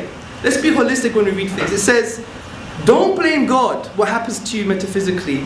Blame yourself. It's the cause and effect from a spiritual perspective. God is not threatening you with this. In actual fact, the Prophet Muhammad, peace and blessings be upon him, he was so worried about human beings. He was a true humanist. Because he didn't want people to suffer in this life or the hereafter. He didn't want people to go to hell. This is why he wanted to spread Islam as much as possible, to engage with human beings and just give them simply the message. And you have to realize that the Quran is an intellectual and emotional text that intrudes in the inner dimensions of man. And the way it does that is by asking questions. As I said before, وَكَذَلِكَ نُفَصِّلُ الْآيَاتِ لِقَوْمٍ يَتَفَكَّرُونَ. And thus we explain our signs in detail for those who reflect. Thank you. So I want to ask you both a question about kind of the underlying view of what you both seem to take rationalism, or rational to me, which is some kind of commitment to evidence. And so I'll ask Hamza first, I think. So you're concerned with reasons for believing that the Quran is inexplicable naturalistically, so there must be a non-naturalistic explanation. And you see the lack of agreement or the absence of a naturalistic explanation of the origin of the universe as both giving you reason to believe and as making space for God. So I want to press you a little more on this God of the gaps thing that Dan brought up. I want to know how you would react if over the next 5 years the community of astronomers and cosmologists all reached consensus on a naturalistic explanation of the origin of the universe. They had, all agreed, had a good case for just natural causes explaining the origin of the universe. I just wonder which goes. Does the commitment to reason or naturalistic explanations go, or does your faith go? This is a very good question, because it intrudes in the inner dimension of my own personal environment. And this is very good. This is the kind of question that we should be asking each other, right? See, I think in Islamic theology there's no differentiation between faith and reason. The word iman, which means faith, actually comes from the word to feel secure. And to feel secure with the belief, to have a yaqeen, a certainty of something. So in our belief, we believe our belief must be based on a form of certainty. Now, that doesn't mean now you define rationalism as scientism. There's a difference here. You don't believe in a very kind of logical positivist 1960s outdated view on everything must be verified. We don't have that view. We take rationalism to mean something else. And the reason we reject scientism, not science itself, but just scientism is the only way to form conclusions about life, is because Well, firstly, it's self-refuting, because the statement itself that scientism is the only way to form conclusions about life can't be proven using science. Yeah? Also, science can't prove logical truths, necessary truths like mathematics. 1 + 1 is equal to 2. And you need logical, necessary truths in order to have scientism or science in the first place. To argue the way around would be like a dog trying to catch his tail. So we say yes, it's useful and it's necessary and it's reality, but we have other aspects of methodology we use to form conclusions about life. Now, coming to your main question, there's no differentiation between what we say, the aql and the naql, which basically means the intellect and the text itself. Like Ibn Taymiyyah, one of the famous classical scholars, actually elaborated on this, that if you do think carefully and you look at reality, there's always a correspondence to the text anyway. That's our premise, that's our axiom. Just like science, the axiom is the external world exists. And you can't even prove the external world exists, because how do you know Dan Barker's brain is not on Mars and there's an alien with probes in it saying, you're in this room and you must be angry today? Yeah? How do you know he's saying that? I mean, you can't prove that. It's an axiom, it's a presupposition you need to build your worldview. So our axiom is there's no differentiation between the text and reason and text and reality in the first place. So the question itself, what will go, is like saying both of them would go. Do you see? So, but I do take your point. I would say we'd have to cross the bridge when we get there, because of my axiom, because there is no differentiation between sound reason and the text itself. So if that is my axiom, then when I see evidence, I have to approach it as it is when we get there. I think that's the best way of answering that. Is that all right? Yeah, that's right. Thank you. Did I get to answer that?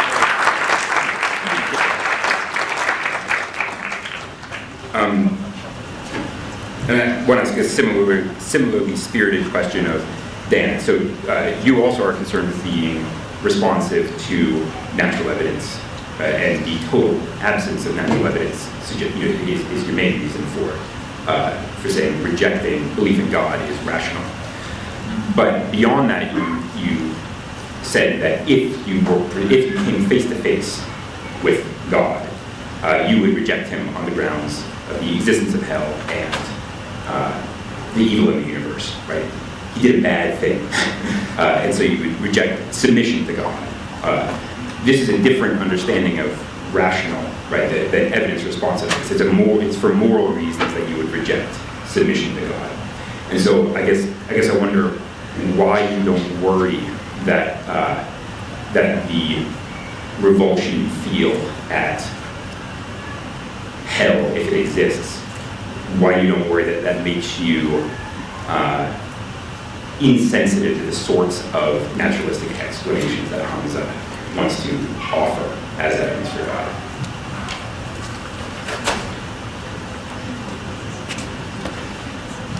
Yeah, I don't think having a moral reservation to a book like the Quran is the same thing as being angry. If that God did exist, I might choose to be angry at that God. I think what's happening here is that what I say about the Quran and Allah, Muhammad, makes you angry. And so you project that anger back on me. And you think that I'm angry, therefore, because you think what I'm saying makes you angry. So psychologically, I can't be angry at something that doesn't exist. And to answer your question, science is observation. Basic science is observation. Science builds from the bottom up. Science can test hypotheses from the top down, but the hypothesis falls if the observation doesn't fit. So if I did come face to face with a deity, and there was evidence and proof of it, and I could shake his hand or whatever, then my acceptance of the existence of that being could be very positive. It doesn't follow that I would necessarily respect and admire that being.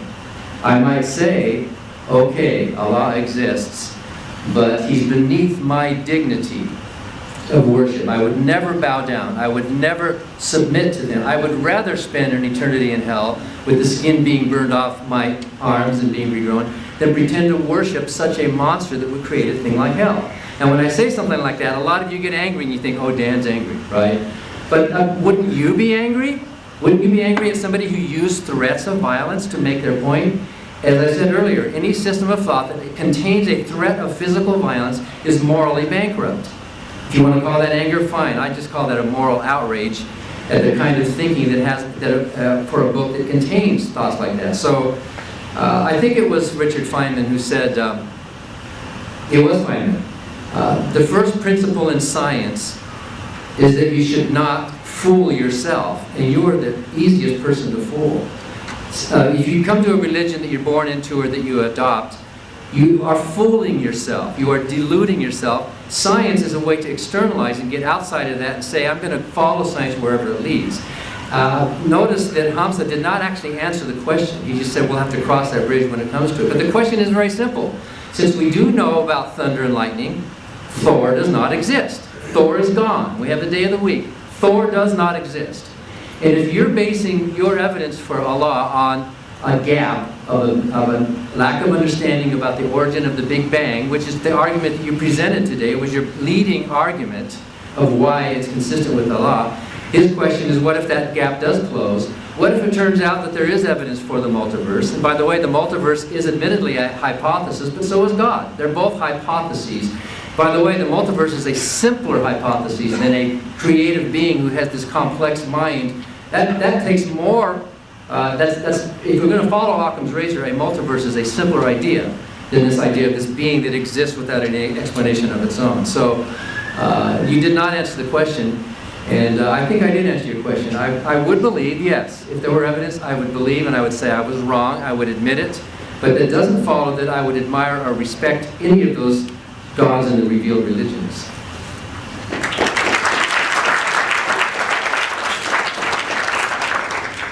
There's a question for Hamza. Why would Allah depend on humans to spread his message?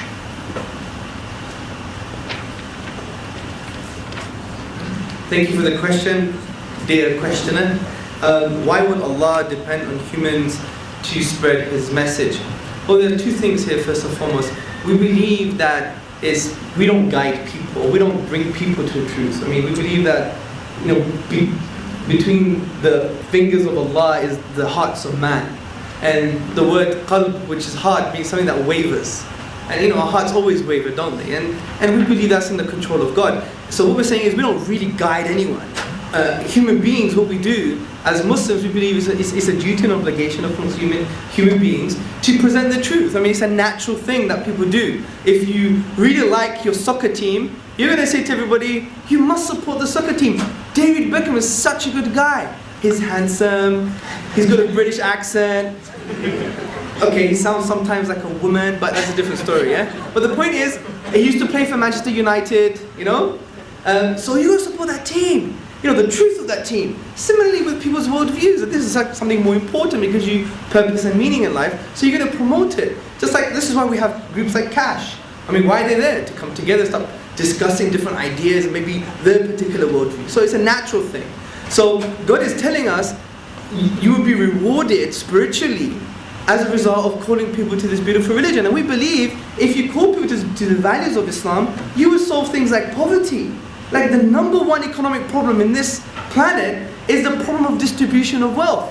Capitalism is a sick disease that, in my humble opinion, must be eradicated, intellectually of course, as best as possible, because according to UNDP report, for example, there are 250 people who own more wealth than 2 billion people on this planet. But we have enough resources. It's an outdated geopolitical myth that there's not enough resources. According to the Food Agriculture Organization, there's enough calories on this planet to feed about 3 planets. We're greedy. That's what capitalism has done for us. The professor from Maryland University, Professor Koran, actually says that the aspect of greed supports the capitalist model. Growth, growth, growth. So the point is, when we call people to this beautiful religion, not only is it saving you from this damnation, but also it's actually solving human problems, like poverty. This is why the Jews, when Islamic values like economics was implemented in history, the Jews came to our lands. For example, a rabbi, and you can find this letter in the book called Constantinople by Philip Mansell. And a rabbi writes from 1453, and he says, "Oh my brethren, oh my Jewish brothers, come to the land of the Turks, the land of the Muslims. Rich are the fruits of the earth. We're not oppressed with heavy taxes. We have freedom and we live in peace. That's because some of the values of Islam, like economic justice, the distribution of wealth, was apparent. This is what we want for people as well. It's not just about this kind of metaphysical thing, we're going to save you from hellfire, you're going to feel closer to God, you're fulfilling your own purpose, which is all very important, but it's also about dealing with human problems. And we believe we should be having discussions. What does Islam have to say about economics? You know, these kind of amazing things, and we believe that we have the solution, which is solving the issue of distribution of wealth.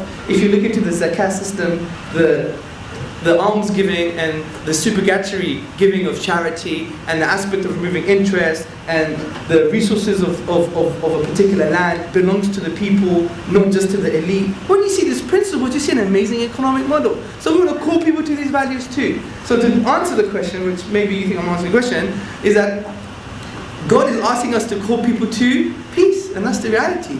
Peace in this life and peace in the hereafter. And this is why God uses human agents to do that.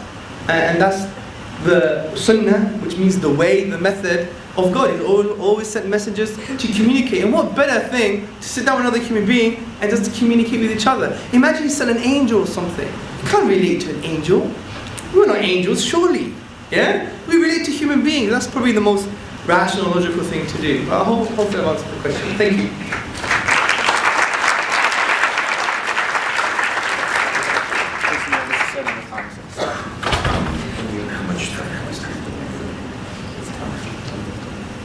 Okay, next one for Dan.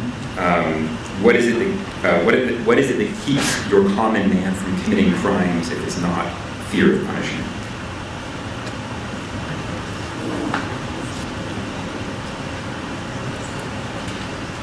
There are some people that do need the fear of punishment. On the bell curve of human characteristics, there are some people over here on the tail end, the sociopaths, the psychopaths, who are not mentally healthy for either genetic or environmental reasons. We don't understand why. In fact, 4% of our species are sociopathic. We do need to build jails and have systems of justice for those people. But the general body, most of you in this room, I think, it's not the fear of punishment that's making you be good. Are you trying to tell me that if it weren't for God or for the law, you're going to go out and start raping and killing? Is that what you naturally are as a human being? We come prepackaged with instincts that are positive and negative from our ancestors. We come prepackaged with instincts toward altruism, toward empathy. We share that with other primates and other animals who also cooperate and share because it's good for the species. We're a social species. We evolved from ancestors who found it beneficial to cooperate and share and have these altruistic, empathetic impulses. Why do you hold the door open for the person next to you? Why do you, without thinking, reach to grab a baby that's falling? That happened to me once. These are natural instincts. We are naturally good people on balance. It depends where you fall in that bell curve. So we don't need laws for that. We only need laws for the extremes. If you read the headlines, it makes it look like, whoa, the human race is really violent. But actually, Steven Pinker's new book, The Better Angels of Our Nature, shows we are actually less violent now than ever. Leave human beings alone. We are a peaceful, loving, caring, sharing bunch of people. Those are headlines because they're headlines. When you see a horrible headline of some horrible thing that somebody did, a Christian or a Muslim fundamentalist or an Orthodox Jew or whoever, or an atheistic Stalin, you see them doing some horrible things, you think, what's the first thing you say? What an inhuman thing to do. We assume that the human thing to do is good, kind, sharing, compassionate, altruistic, which comes with us through our evolutionary heritage. So I can tell you right now, I'm not holding the door open for the person behind me because I'm afraid I'm going to be punished if I don't, or because I want reciprocal altruism from that person if I don't do that. By the way, there are other studies that contradict the studies you show about charity and the religious. George Barna, for example, he's a born-again Christian, has studied born-again Christians, and he says there's no difference. In fact, atheists and agnostics are underrepresented in prisons. And besides, it's irrelevant.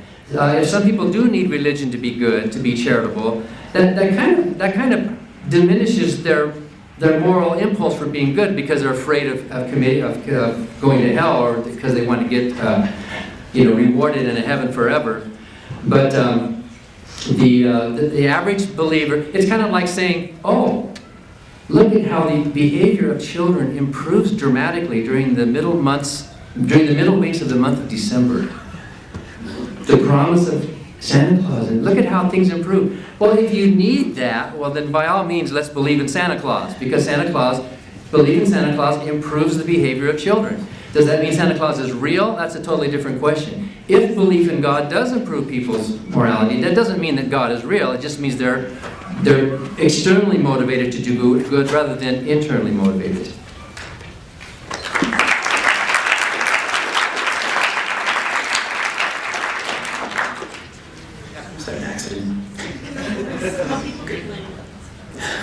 This is another for Hamza, more on the natural explanation stuff. The question is, does God influence people's lives in some kind of empirically measurable way? I know you cited the well-being research that shows that people who participate in religious institutions are frequently happier. I think the question is there, well, that's any religious participation, right? Is there some reason to think that Allah,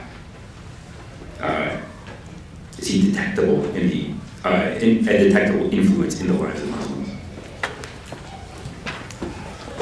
That's a very good question, which relates to the comment that Dan Barker was actually talking about when he's saying there's evidence that born-again Christians, and there's no correlation between differences of religious or atheist groups.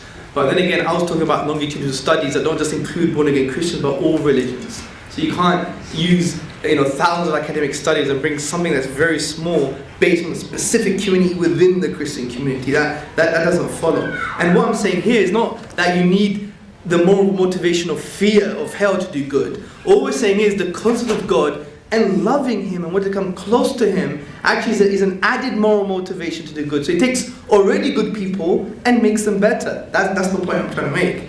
Now, in regards to, does the belief in Allah, does it change human life? That's the point here. Well, it should, essentially. The belief in God, or the belief in having an ultimate purpose, an ultimate vision, an ultimate meaning in life should change your life, because you're not in an existential anxiety anymore. Because if you really think about the logical conclusion of an atheist worldview, then we have a self-delusion. Because we say, I have purpose, I want to be a preacher, I want to be a Dan Barker, I want to be an engineer, I want to be a doctor. But it's self-delusion because it's basically saying, let's pretend to have purpose. Because the underlying reality of our life is almost purposeless. And this is why the French existentialists like Jean-Paul Sartre and many others who talked about the nausea of existence. Albert Camus, the half French, half Algerian philosopher, said existence is nauseating because it's purposeless. Why is it here? Arthur Schopenhauer, what did he say? He wrote an essay on suicide. So did David Hume, by the way. And basically, Arthur Schopenhauer was basically saying, I wish the universe never existed, because he really thought about existence itself. And I would argue that many of us, we don't think about existence anymore, what it means to exist. You know why? We have the iPhone, we have email, we have Facebook, we have Twitter, we have kids, we have 9 to 5. Or in America, it's like 8 to 8. You guys work too hard, man. Yeah? You have capitalism, the drive to earn more. We define ourselves by a lot of external things sometimes, unfortunately. Yeah? So the point is, we have all these things that veil our thinking. There was a Times magazine study done that took normal professionals and said to them, think about your life for 12 hours. No work, no nothing, think. 80% of them, or more than 80%, they broke down. Because they suspended those existential questions. What does it mean to be me? What does it mean to exist? And that's why the Quran talks about this existential question, saying, if you reject God, God will make you reject your own self. Because worshipping God is so intrinsic to who you are. Because you're going to worship something anyway. You submit yourself to the pilot when you're on the plane. You're not going to go on the plane to the pilot saying, I don't want to submit to you, let me ride the plane. Yeah? Then you have to pray to God because you're going to die, man. Yeah, as I say, there's no atheist on the sinking ship. Which is quite interesting, because there was a study done about the Titanic, right? And when there were people like basically on the boats and they were freezing, they would die of pneumonia or whatever they call hypothermia, and all the atheists were actually, guess what they were doing? They were praying. What else are they going to do? You might as well pray. Yeah? So that was quite interesting. I thought it was a funny thing to add anyway. I can send you the link. It's BBC Files. BBC British something broadcasting, yeah? Anyway, so the point is, God should have an effect on your lives. And we believe adopting the concept of oneness of God should have an effect on your life. Think about it. If you accept that there's one powerful deity being that you should worship and that's your life, That frees you from the shackles of creation. It shouldn't give you an inferiority complex anymore. It means that you don't have a lack of self-esteem. It means that you can't blame aspects of the material world for your problems. You take responsibility now. You don't have this kind of abstract determinism like, oh, it's social conditioning, I'm always going to be like this. That's what the Quran says, take responsibility. It's a very existential point it's trying to say. Now, think about this point that we believe in the Quran. We say, La hawla wa la quwwata illa billah, which basically means there is no true power apart from the power of God. Imagine you internalize that. Imagine what that can do to a human being. It means that everybody in this room, or any material thing in the world, cannot prevent you from doing the thing that you want to achieve in life. Like, the material doesn't have true power, true efficacy. Because we say the true power is God. Because everything happens as a result of His power and will. So that frees you. That gives you the intellectual and emotional space to create a new realm of possibility for yourself. Just by that concept. Imagine that, if you internalize that concept. Fine, if you don't believe in it, and well, that's a different discussion. But conceptually, if you were to internalize such a concept, it can free you from these kind of shackles. And it's called the blind spot. Because we have blind spots in our lives. We know what we know. For example, I know that I'm Greek, although I look Pakistani, yeah? I know, for example, that I have a white shirt on, right? I know I've gained weight recently. Yeah? It's your pancakes. Beautiful American diners are the best, man. Wake up in the morning, have your cakes, overeat cakes, eggs over easy, beautiful. That's capitalism.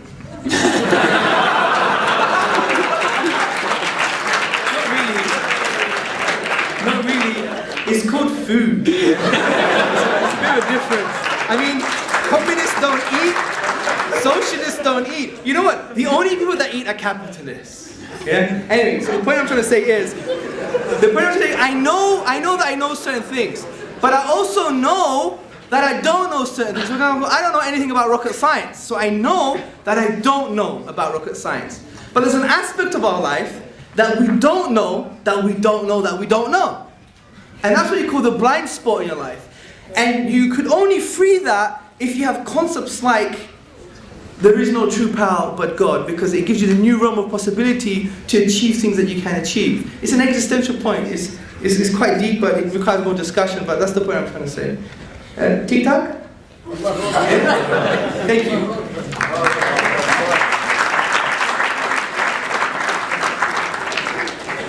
Okay, I've selected a couple that are more on point. It should be short, concise answers. So this is for Dan. The question is, so you said that if something doesn't take up space, it doesn't exist. Do the following things exist? Time, human will, numbers, gravity. If so, how much space do they take up?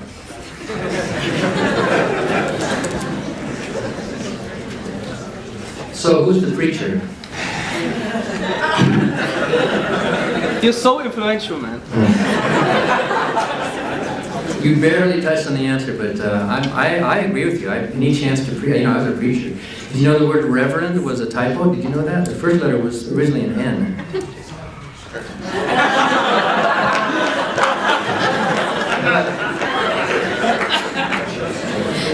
Time is not a thing. Time is not a thing. Time is a concept. It's a dimension. It's like, how tall is this podium? Well, we measure it, we assign a 0 point to this podium, and then we measure so many centimeters up to here. But how long is the dimension? It's meaningless to talk about how long is the dimension. There is no such thing as a dimension. It's a concept in our brains by which we make measurements. So time and space, those things are dimensions. The other concepts that we talk about, yes, there are many concepts that exist, but a concept exists only within a brain. Just because I have a concept of something doesn't mean that it exists out there. That's called reification. When a brain is functioning and is making labels to refer to objects or other functionings of the brain, even the word mind is just a description of a function. There's no such thing as a mind. The only thing is the brain. Then these things can be measured. You can look at mental activity, you can look at neurons firing, and you can say, oh yes, that person is having a concept within their brain. But things like love and justice and free will, those are labels for concepts that define actions. They're not actually, you can't go out and buy love at a store. You can't go out and measure justice. You can't, you can use, physically. If a God exists, a God is a being with a functioning mind of some sort. Somehow this mind is functioning, and it's functioning in a complex way.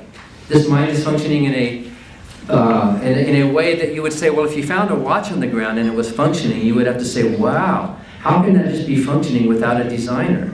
Well, isn't the mind of the designer even more functional and more complex than the thing that it designed? If there is this all-powerful Allah, its functioning brain has to be some kind of a thing up there, and by the design argument reasoning, that God also has to have a God. Because otherwise you're just explaining one mystery with another mystery. You haven't explained anything. What evolution does is explains complexity not from more complexity, but how complexity arises from simplicity. So I think it's a mistake. Whoever asked the question, there's a tendency to reify a concept to turn it into a thing, and to think it, and God is a concept, and in Hamza's mind, that concept becomes a thing. He actually thinks God exists in reality somewhere. He actually thinks that that idea that was in the mind of Muhammad is actually a being that exists somewhere outside of reality. He's reifying or deifying a concept.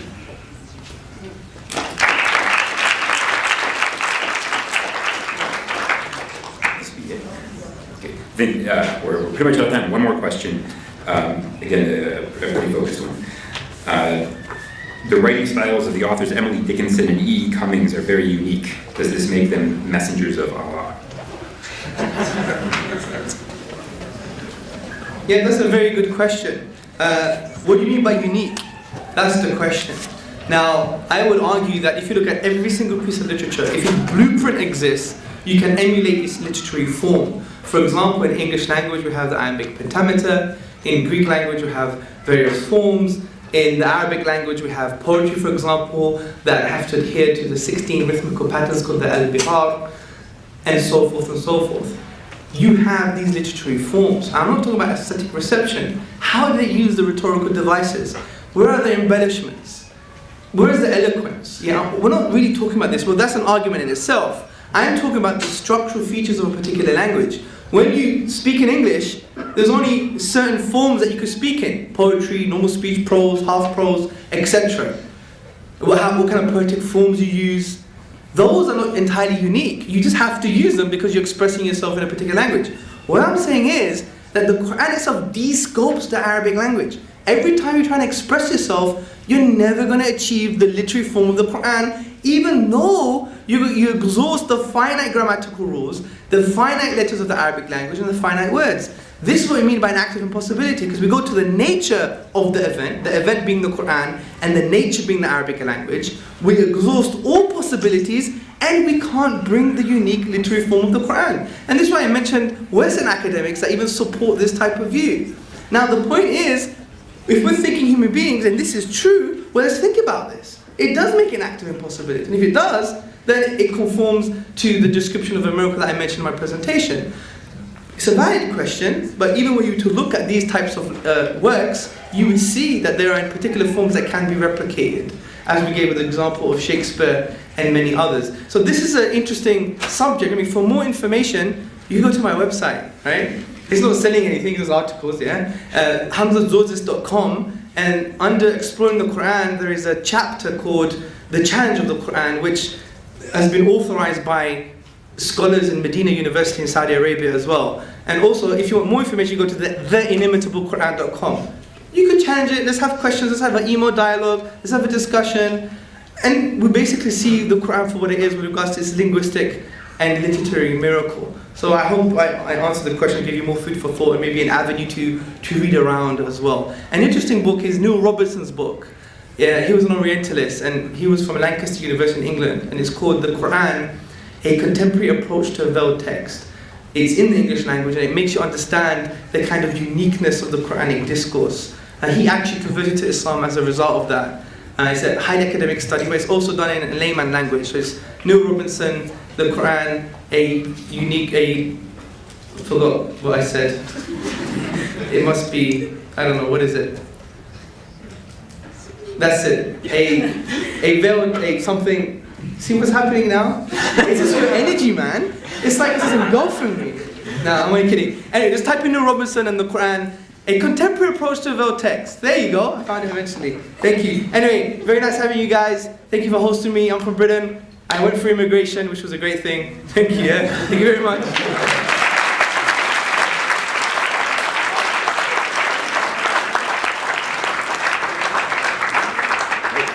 Thank you to Cash and to Building Blocks and to Dan, to Hamza. It was a fun night.